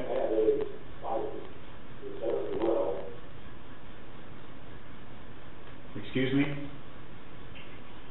People that apply to do it have to have that as well. Yeah, so that's what I was wondering, even if, I don't think it's expensive or time consuming to actually get it, it's fairly simple to get. I mean, if that would work to utilize our part-time help, and I would be fine with that. And you have got it posted for the, The Benchmarks paper, West posted it Friday. okay. I missed the deadline Friday. I was off Friday morning. Okay. And, let's see, warranty, Mark's truck is about finished. The engine comes with a 2-year warranty. We can buy the 3rd year for $2,000. That's it. Speaking about the big truck? Right. The one that had the major repair. What exactly is it powertrain or what is it? Engine. Engine, it'll be on the engine. See, they overhauled the engine, so the warranty will be on the engine. So, and, You think it'll go out in a year? Well, we got 2 years. yeah, 2 years, you can add the year for $2,000. Something to think about? I mean, Yeah, do we have to make a decision on that right away, or is it? Brian didn't tell me, he just gave me the figures. They just pretty much overhauled it, didn't they? Yeah, yeah, it's complete overhaul. This is the first one that won it, right? Since the- Yeah. I'm never a big one to do that, maybe I'm a gambler. No, bad thing is, doesn't take much nowadays to make $2,000. Absolutely. What's the warranty cost? 2,000. Oh, it's the cost of the warranty. What's the cost to replace an engine? Well, this overhaul is around 23, 25,000 for the Yeah. overhaul, so. Not where we're at on that. You hope you don't need it, but you never know. How many miles and what year is this truck? It's an 08, with 90,000 on it. Did he say 22,000? No, it was 98,000, you said 98,000 miles? 90,000. 90,000. You don't need dollars to replace the motor? No, Yes. 23. yeah, 23,000. For the overhaul. For the overhaul. Yeah.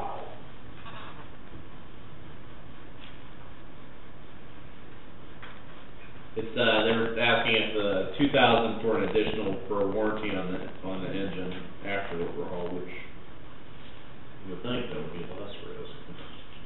Having to go out after an overhaul. You get 2 years free. Yeah. Comes with the 2-year, so. Oh, so it's really a total of 3 years. Right. Oh, okay. Yeah, $2,000 adds in the 3rd year. So, yeah, so 3 more. So, yeah. So if you figure 2,000 per year, it would be actually 6,000 for. Yeah. You think it'll last 3 years? We hope. Yeah.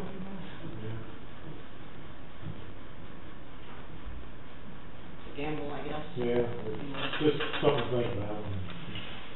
Yeah, I guess we expect it to last 2 years, if it works. Bill, do you have any, warranty experience, or what's your feelings on that? Well, so many times it costs more than it's worth, and in some cases, Yeah. You know, I really don't have an opinion on it either way. If we can get 3 years out of the truck, I mean, for $2,000, getting at least a minimum of 3, I would assume, out of it. That's a big problem. I'd be ready to trade it. That warranty is just on the engine, or is it on? Not No, powertrain. that's all it works on, they overhaul the engine, so it's just on the engine. So it wouldn't be anything on transmission? Yeah. why don't we have another truck? That's just, no credit. I didn't catch that. What was that, Bill? I thought we had a good dump, that's good budget, and no credit. And no greater next year. Oh, for a truck? Yeah, next year. Yeah, like that's what it is. We've talked about that, yes. That's probably a good thing. Yeah, but hopefully we have this truck fixed up and still need other trucks, not trade this truck. Yeah. That's what, yeah. We're not flush on it. Yeah, the 2008 one. The one that Mark drove, which it wasn't misused or anything, so. No. Didn't think so. No, I don't think so, when I was Mark driving it.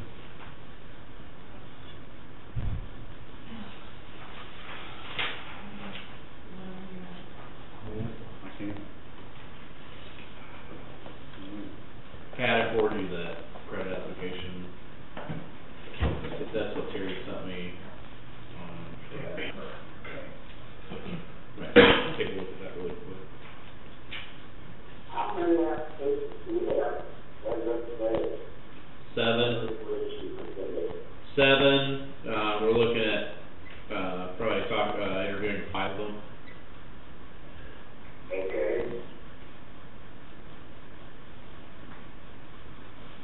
If you want to get specific, we probably need to go to exec session, about personnel and all that. I think that's a reason. Yeah, no, I mean, we can do it, I'm just telling you we better. We'll have to do exec session to talk about very specific. We definitely need to get that going though.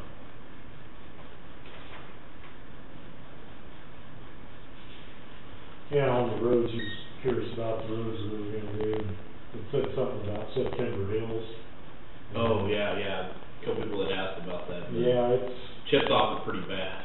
yeah, most of the haydite came off, of course, because of the oil problem. Yeah. And you'd mentioned maybe overlaying it. I'm just throwing it out there, we've got a brand new machine now. Yeah. They just might We take got over for it. 7 years. Did some rough figures on overlaying it. It's only 3.5 of a mile, the whole thing. It'd be somewhere around 21,000 for an overlay. If we chip and seal it, well, the haydite cost was the ones Matt had, so I don't know what they are now. If we chip and seal with haydite, it's only $6,100 roughly. So, asphalt's expensive.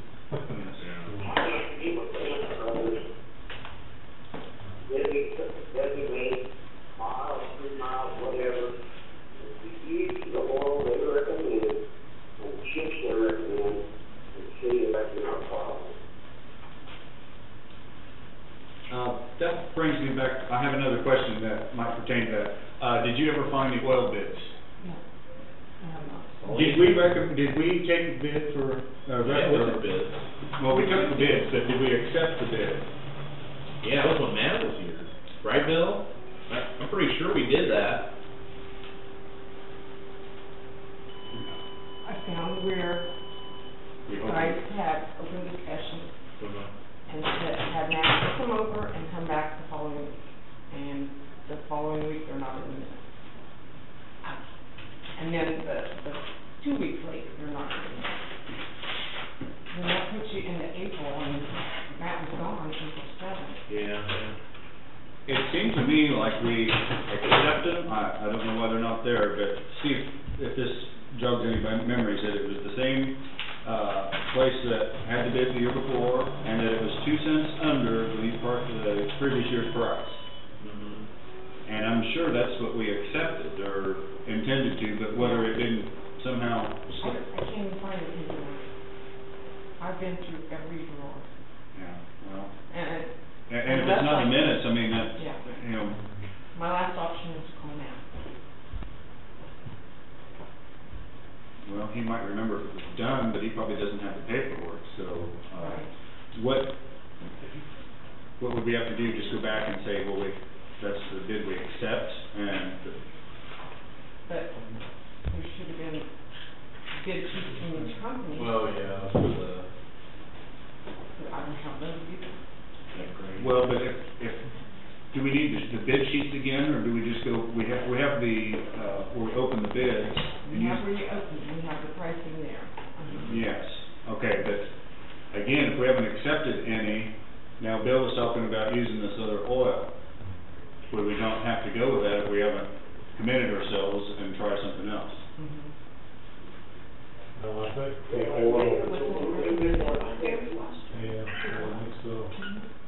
I don't know if I wanna go 100%, but I sure would like to try some, see if that's well bottom line.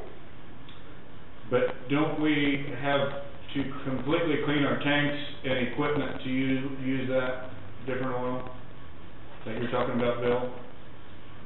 Well, you have a person more like maybe, and I don't know how long it takes to pull off MI2 or 3, you know, maybe a week behind that, bring up the load, pull the oil off, still have it in our spray column. I like to try that oil. How big a job is that to clean the equipment to try a different oil so it wouldn't be mixed? I mean, I don't know, have any idea. Well, usually at the end of the season, they'll clean everything out of the truck, because the oil we use, the emulsion can't sit for very long, it'll freeze up the pump, well, not freeze up the pump, but make the pump bind up. So they do that at the end of every year. I don't know if that's what you need to do, just flush it out good, or, I'm not sure. I think you would have to talk to the Vance Brothers or whoever's got the oil would have to inform you for sure on how thoroughly it would be. I would be up for trying the oil too, if it's not a huge imposition to, if it would take days of cleaning would we be off, or we could be paving too, but, I'm definitely, we're trying different things. Yeah, there's actually 3 different kinds of oil Matt used. One was the tackle oil for laying asphalt. Then there was the RS-1H Plus. And I think the Plus is the one that had the polymer in it. And I think that's what he was, yeah, that's what he bought last year. Yeah. That should have been the better oil. And I'm sure that's what Dan's recommended. Mhm. I mean, I think that was their recommendation, chip treatment. That's why I still think it's the truck. I think our truck's just not putting out what it should. And we were gonna have Vance come up and help us calibrate it when we got chip and seal. It shows the minutes for Tuesday, March 24th, we approved them. We approved the bid. Approved the bids, the oil bids, 3-0. $1.97 per gallon, open-ended gallons for RS-1H, SS-1H. It was on the paper, wasn't it? I showed Mark. Yeah, I read that too. What was the date on that? March 24th, Tuesday, March 24th. That's the one you minutes. had, wasn't it? Is that the one where it said? We had 2 sessions that day. Remember, we had a morning and you had an afternoon. There's 2 PDFs of I meeting guess I minutes, didn't so see it's the other the one. afternoon session. Okay, I'll read it. I sure didn't. Yeah, we'll get a hold of Vance when we get to sealing, and they'll come up and help us check that truck out and Yeah, calibrate it. see if that is a problem. Okay, well, I don't know exactly now, we accepted that bid, are we exclusive to using that oil or with that company? I mean, if we decide to try something else, or is that? Yeah, I'd say if they accepted that bid, then we'll have to go with that. We have to go with that if that's what we accepted? I don't know how that works, I didn't know if you you could swap some out or something like that, or. Well, if you can't get that truck calibrated, they're gonna have to, our only other option is probably bringing up one of theirs. Yeah. If they can't get that truck out, he said that. He said if we can't get it calibrated. Yeah, I don't know that. I'm sure I'd run into money. Yeah. Yeah, how much is it for a new truck? Yeah, I know Matt was gonna go for that next year, new oil truck. Okay. Be out there, I'm sure. Probably a couple $100,000 at least. Okay, so then, if they're gonna come up and calibrate the truck, you can talk to them about possibly the other oil, and I don't know the name of it, do you, Bill, what they called it, or? It was a different initial. Yeah.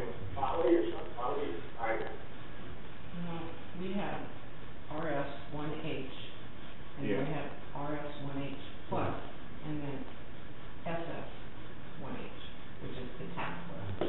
Okay. Well, we'll try to then discuss it at that time and get some more information on that and see what we can do. If we've accepted those bids, I don't know what else we can do. Do we, buy say we were gonna buy. A certain quantity, Yeah. is there a quantity? It's on that bid sheet, yeah, whatever Matt bid out. It was X amount of gallons, that's how they bid it, is by gallons. So the gallons aren't listed on there? Not that I saw, but that's gonna be probably a different meeting. I had it, well, that was just the price when we opened the bids, but I don't know if I ever had the gallonage that Matt had listed. I believe that was our two-way contract. Yeah.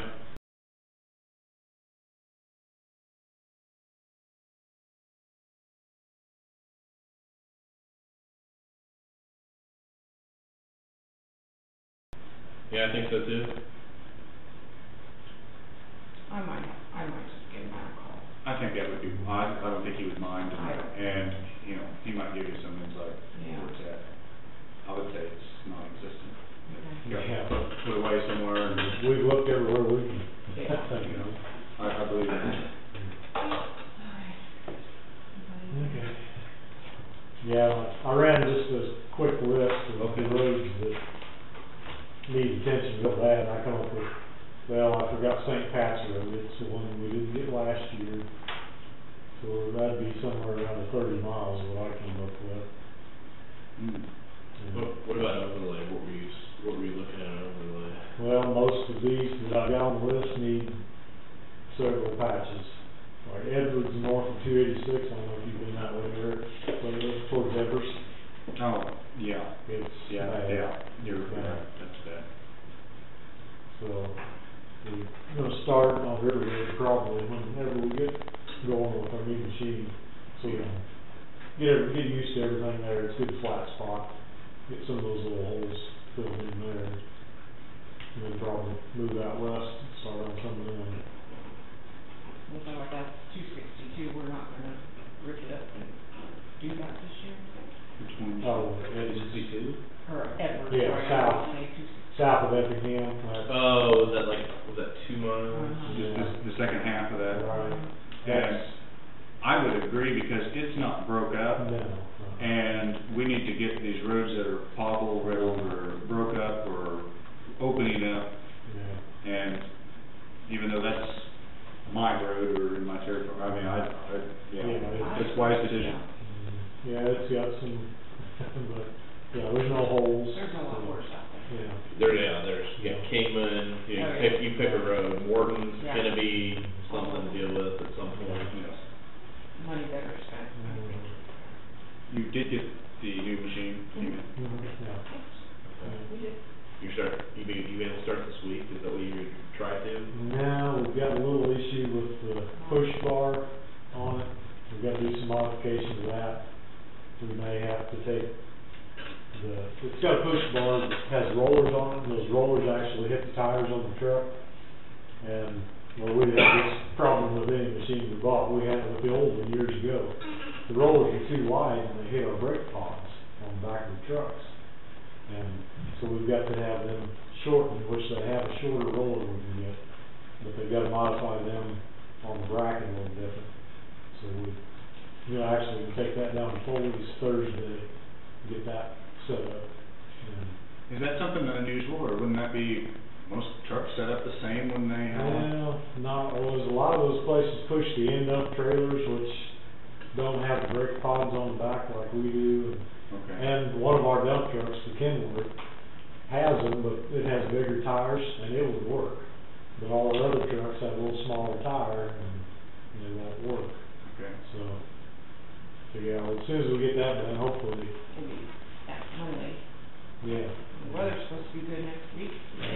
So hopefully next week we can get going on that. It sounds like it's gonna be raining this week anyway, so you're not gonna be missing much there. Yeah. We did get a load of tackle today, so we've got tackle be ready to go. So, So one of our part-timers can help on it. That works for us. That's fine, we need somebody to Yeah. be able to spread. Yeah, I would say maybe pick somebody, one of the better ones that think will last the summer, Yeah. and especially if he needs to pass the test, Okay. and kind of use your judgment on that. Okay. okay. Thank you. Yeah. You guys got any questions for us? Thank you.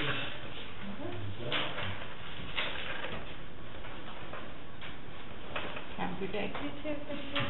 Getting back there so quiet. Well, I guess before you See go, you guys later. yeah, is there something I'm supposed to do with this grant application? You just wanna review it, I mean, it looks. Yeah, sorry, I did that, it's kinda hard to read, but it's just, I mean, it's just standard. Oh, yeah, I don't know about the financing part of it. We've been financed through exchange, so we've already received the money for Ed, the truck, it was all, I'm gonna talk to Paul and see. it's positive funds, I'm not sure, I don't think it's special machinery, I believe it's probably in general, I guess. Yeah, I'd have to defer to Paul on that. Okay. All right, thank you. Thanks. You bet, thank you. Thank you. Bye.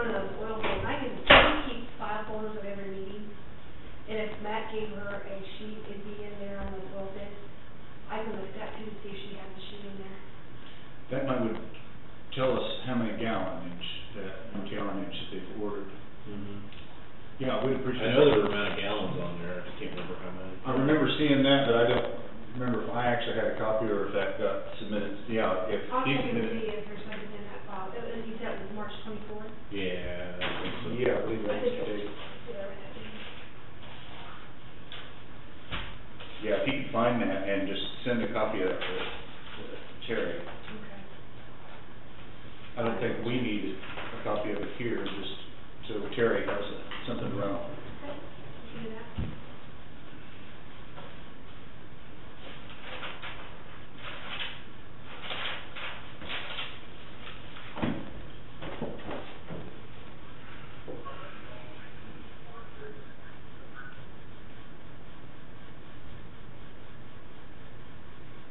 Yeah, it's March 24th, Tuesday, March 24th. Okay. Was that morning or afternoon session? Afternoon. Afternoon session, but I didn't know if that made any difference. Okay, I'll double check and see, she might have something in there.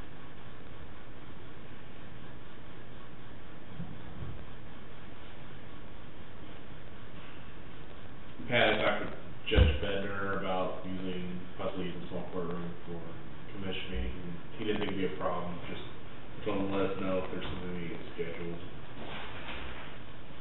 When are they saying we'd be out? They're talking, but I thought they said something about maybe next week, but, I can't remember if that was the case. Originally, it was said June 1st, but I imagine they want this room before that, the way things are progressing.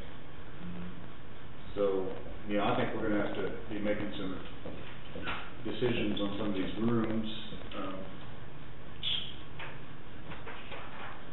Another thing is, last week we talked about, having you get a hold of KDOR about moving the, driver's license room. Again, we have to have permission from the state to do that. And If I was supposed to do that, I didn't know I was. I think we talked about it, you may not have been present at that time, because it don't surprise me that,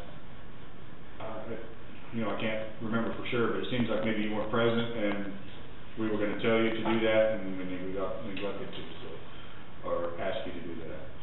Okay. I do remember a discussion where they said they wanna see the new space before they would agree to it, and we don't have the new space built. Well, but Right? we could submit of the offices it currently is, because there really won't be any change to it, only it would be empty. Aren't we gonna leave that room pretty much the way it is?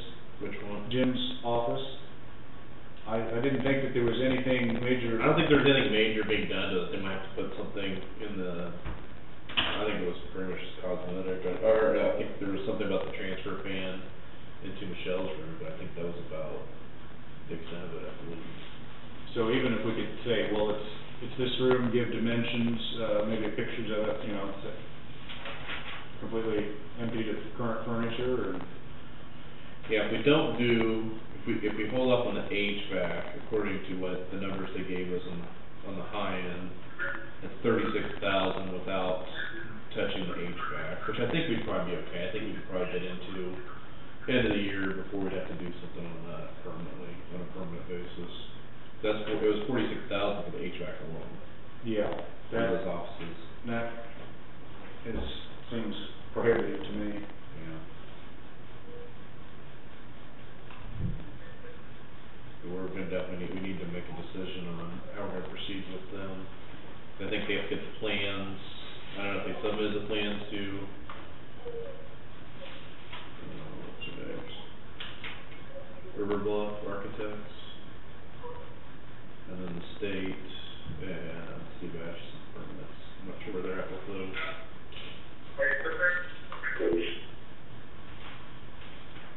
Hey, Bill? Yes. Yeah, so the office, we're probably gonna need to make a decision on the offices going around. Roger Denton and Joe Bowen went through, I think they had somebody come in and give them cost estimates, for the personal property office, driver's license office, commission room, and human resources.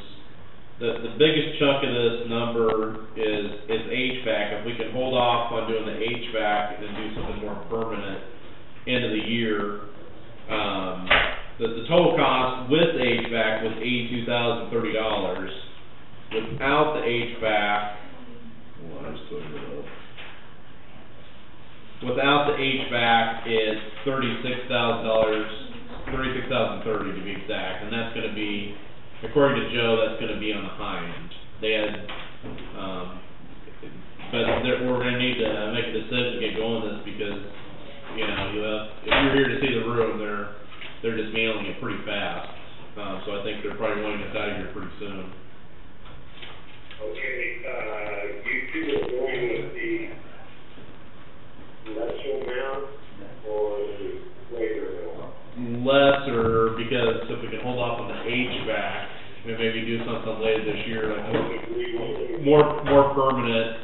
It's just you're blowing. You're spending $46,000 to cover.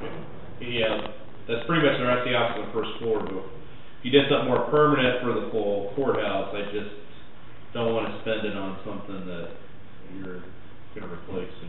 I guess. Is that where you're kind of coming from? What we possibly have in the works, I think that's the wise decision. Yeah, that's kind of what we were thinking initially with it. I talked with Michelle pretty much last week, I think it was Friday, and I stepped in there, and she isn't really too concerned about, she said, yes, it gets a little uncomfortable in there later in the heat of the day, but she said she gets along pretty good. She don't indicate that she is in a real need of a lot as far as, she said she's got a little heater in there, and so she's pretty good if we can do something to. The whole thing, desk. The whole, what's that, Bill? I was talking to my wife. Okay. We're probably gonna, I think they need to get, I'm not sure where they were, but they were submitting something to River Bluff Architects, I believe, or needing to submit something to River Bluff, and then it starts to, you know, just update the state, you know, the state historical and permit process, but we need to, we're kind of at a point where we need to give them the thumbs up and go with it, what we want them to do.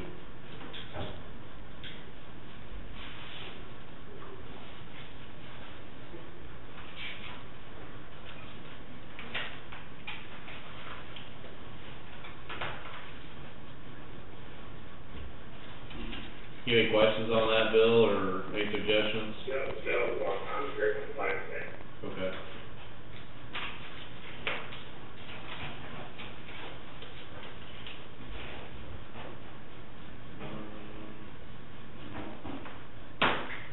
I need to track Joe down on something else. I could probably get a hold of him today just to make sure he gets that stuff, because it takes a while with the states, and I'm not sure if he submitted it to River Bluff. I could probably go with him and Roger today yet. So I guess we probably just need, probably be safe to do a motion. It's not really an official bid, it's just there for just an endorsement to proceed with the project, or do we even need to? I don't even think you need to do that. Okay, just let Roger and Joe know. Hopefully we'll have the whole commission here where we can, once we get the report back from that, and then hear back from Kate Dorr on the driver's license office, where we can actually have a regular plan to know what we're doing with each office and have a definite plan and direction. Yeah, we got pretty close to getting that downstairs. The sheet rock's pretty much on the inside now. I think wiring's done, all of that. Lighting, I think they were working on lighting. They're gonna put a drop ceiling in. Yeah, that goes quickly.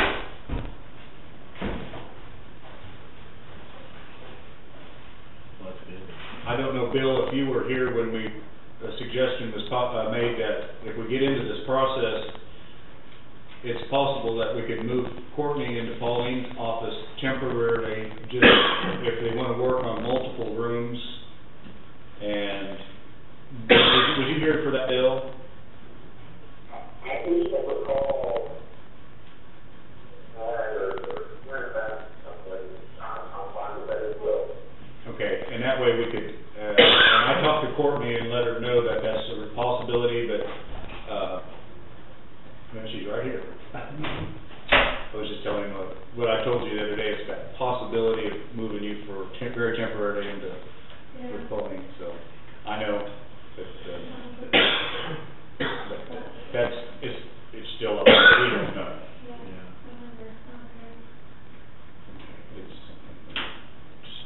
small amount of time, if we have to do it at all. I don't know if that's even, anything that's going on. It'll be okay. It should be good.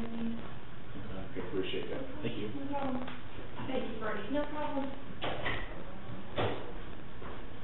Yeah, well, I'll try to get hold of, try and get hold of Roger and Joe today, see where they're at, and getting that stuff back. Pat, you're touching, with KDOR? KDOR. Yeah.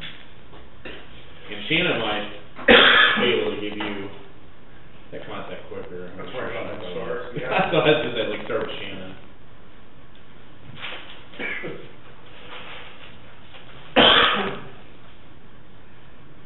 Then Pat, do you have anything for us?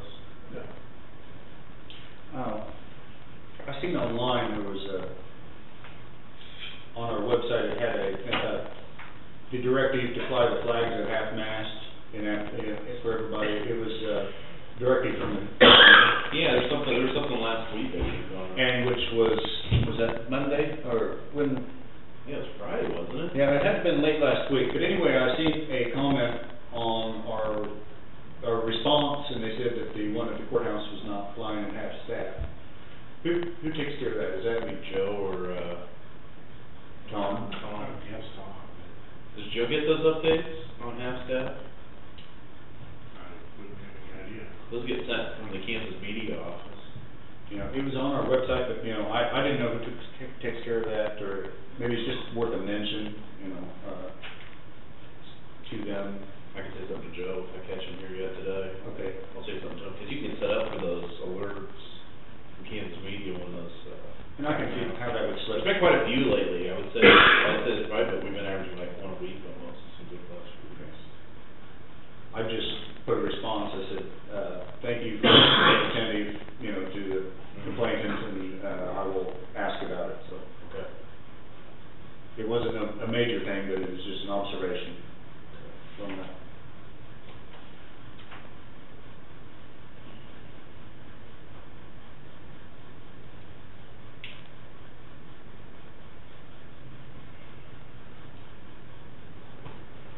Yeah, I think that's all I have. Yeah, I think Wes is gonna try and get hold of the candidates.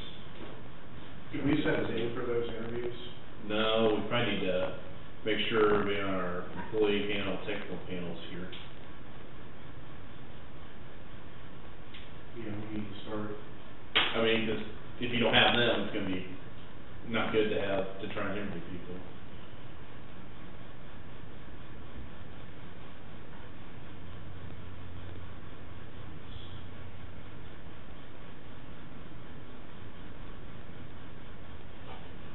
Probably send contact to at least everybody, and do you want us to relay everything through you, or do you want Wes, or somebody, just have somebody send out email to everybody that, on dates? Normally it'd be Jamie, but she's out. We're gonna have Pauline.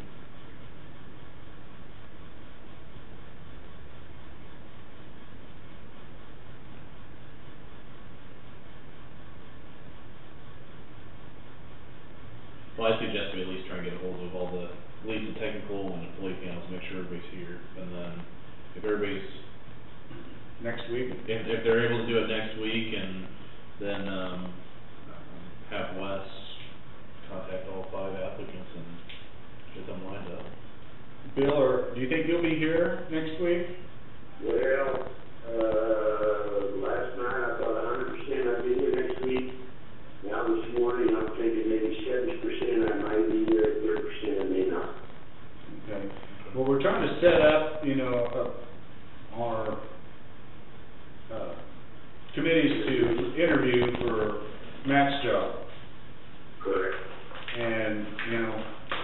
proceed with that, I mean,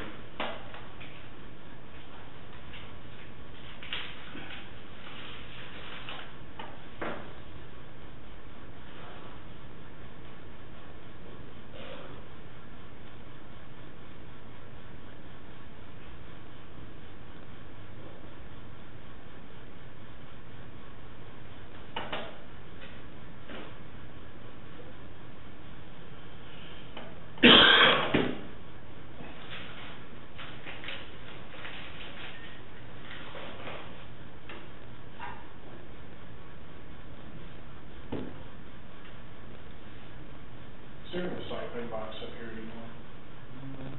I didn't see it. I haven't seen it in a while.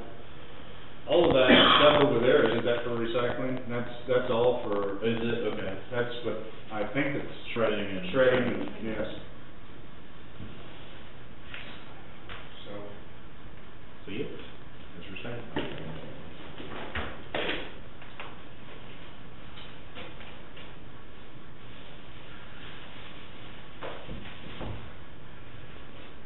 So figure 5 people. Last time, 20 minutes is way too short. We need more time than that. So, Pat, what would you suggest on the panel time? Like 45 minutes, 40? how many are you going to interview? 5? Well, half an hour for 5 people is,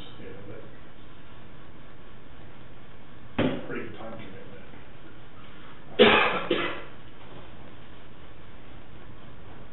I thought the 20 minutes was fine.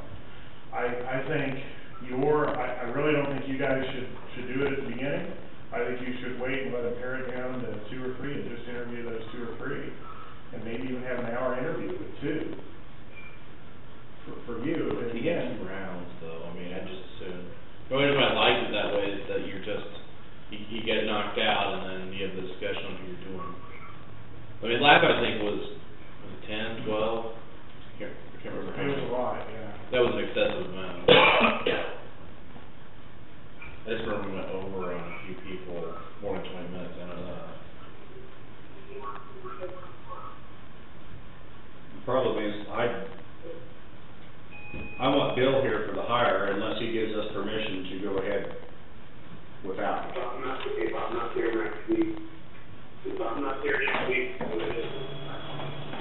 Well, we don't necessarily have to hire the person that same week that we do. We usually, remember when we did Jamie, we interviewed everybody, I think it was within a week or so. After that, we made an offer to her. But it'd probably end up something like that would be my guess. This would at least be.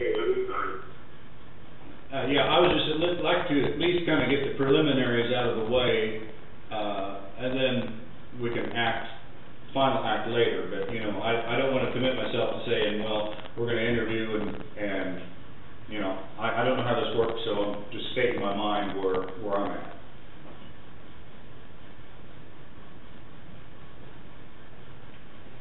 I think we need to have some progress on the process. So we'll try and get a hold of technical employee panel, make sure they're here, hopefully next week. And then try and get people, see if we can get them scheduled for interviews. And get that going. They're only, we aren't exactly.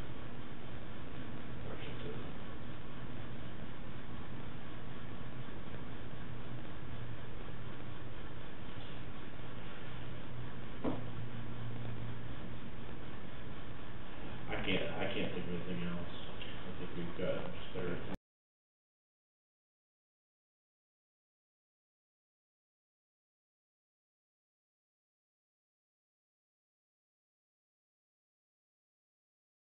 I think those resumes in the applications should be, have the commissioner seen all of them?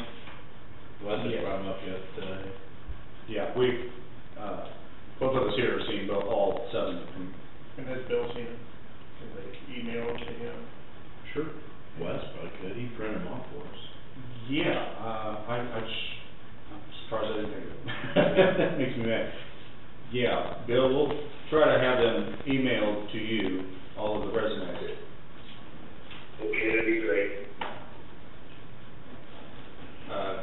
Do you want me to contact Wes and have him? Yeah, why don't you do that, have him Okay, that's something I can do. email Bill.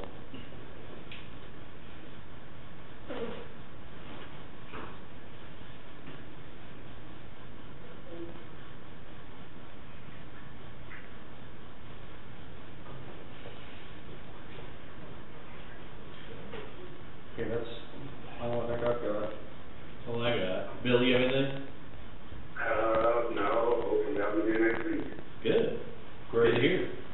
Yeah, you just stay healthy, that's your job. Yeah, okay. Okay. And then I'll make a motion that we adjourn. 4 o'clock. I'll second that, all in favor? Oh, okay. I'll second it, I didn't hear anybody here, no. Okay. All in favor, signify by saying aye. Aye. Okay. Well, I'm glad to hear your voice again. Yeah, I'm doing a lot better. Hopefully you don't feel any worse, that's the main thing. Yeah.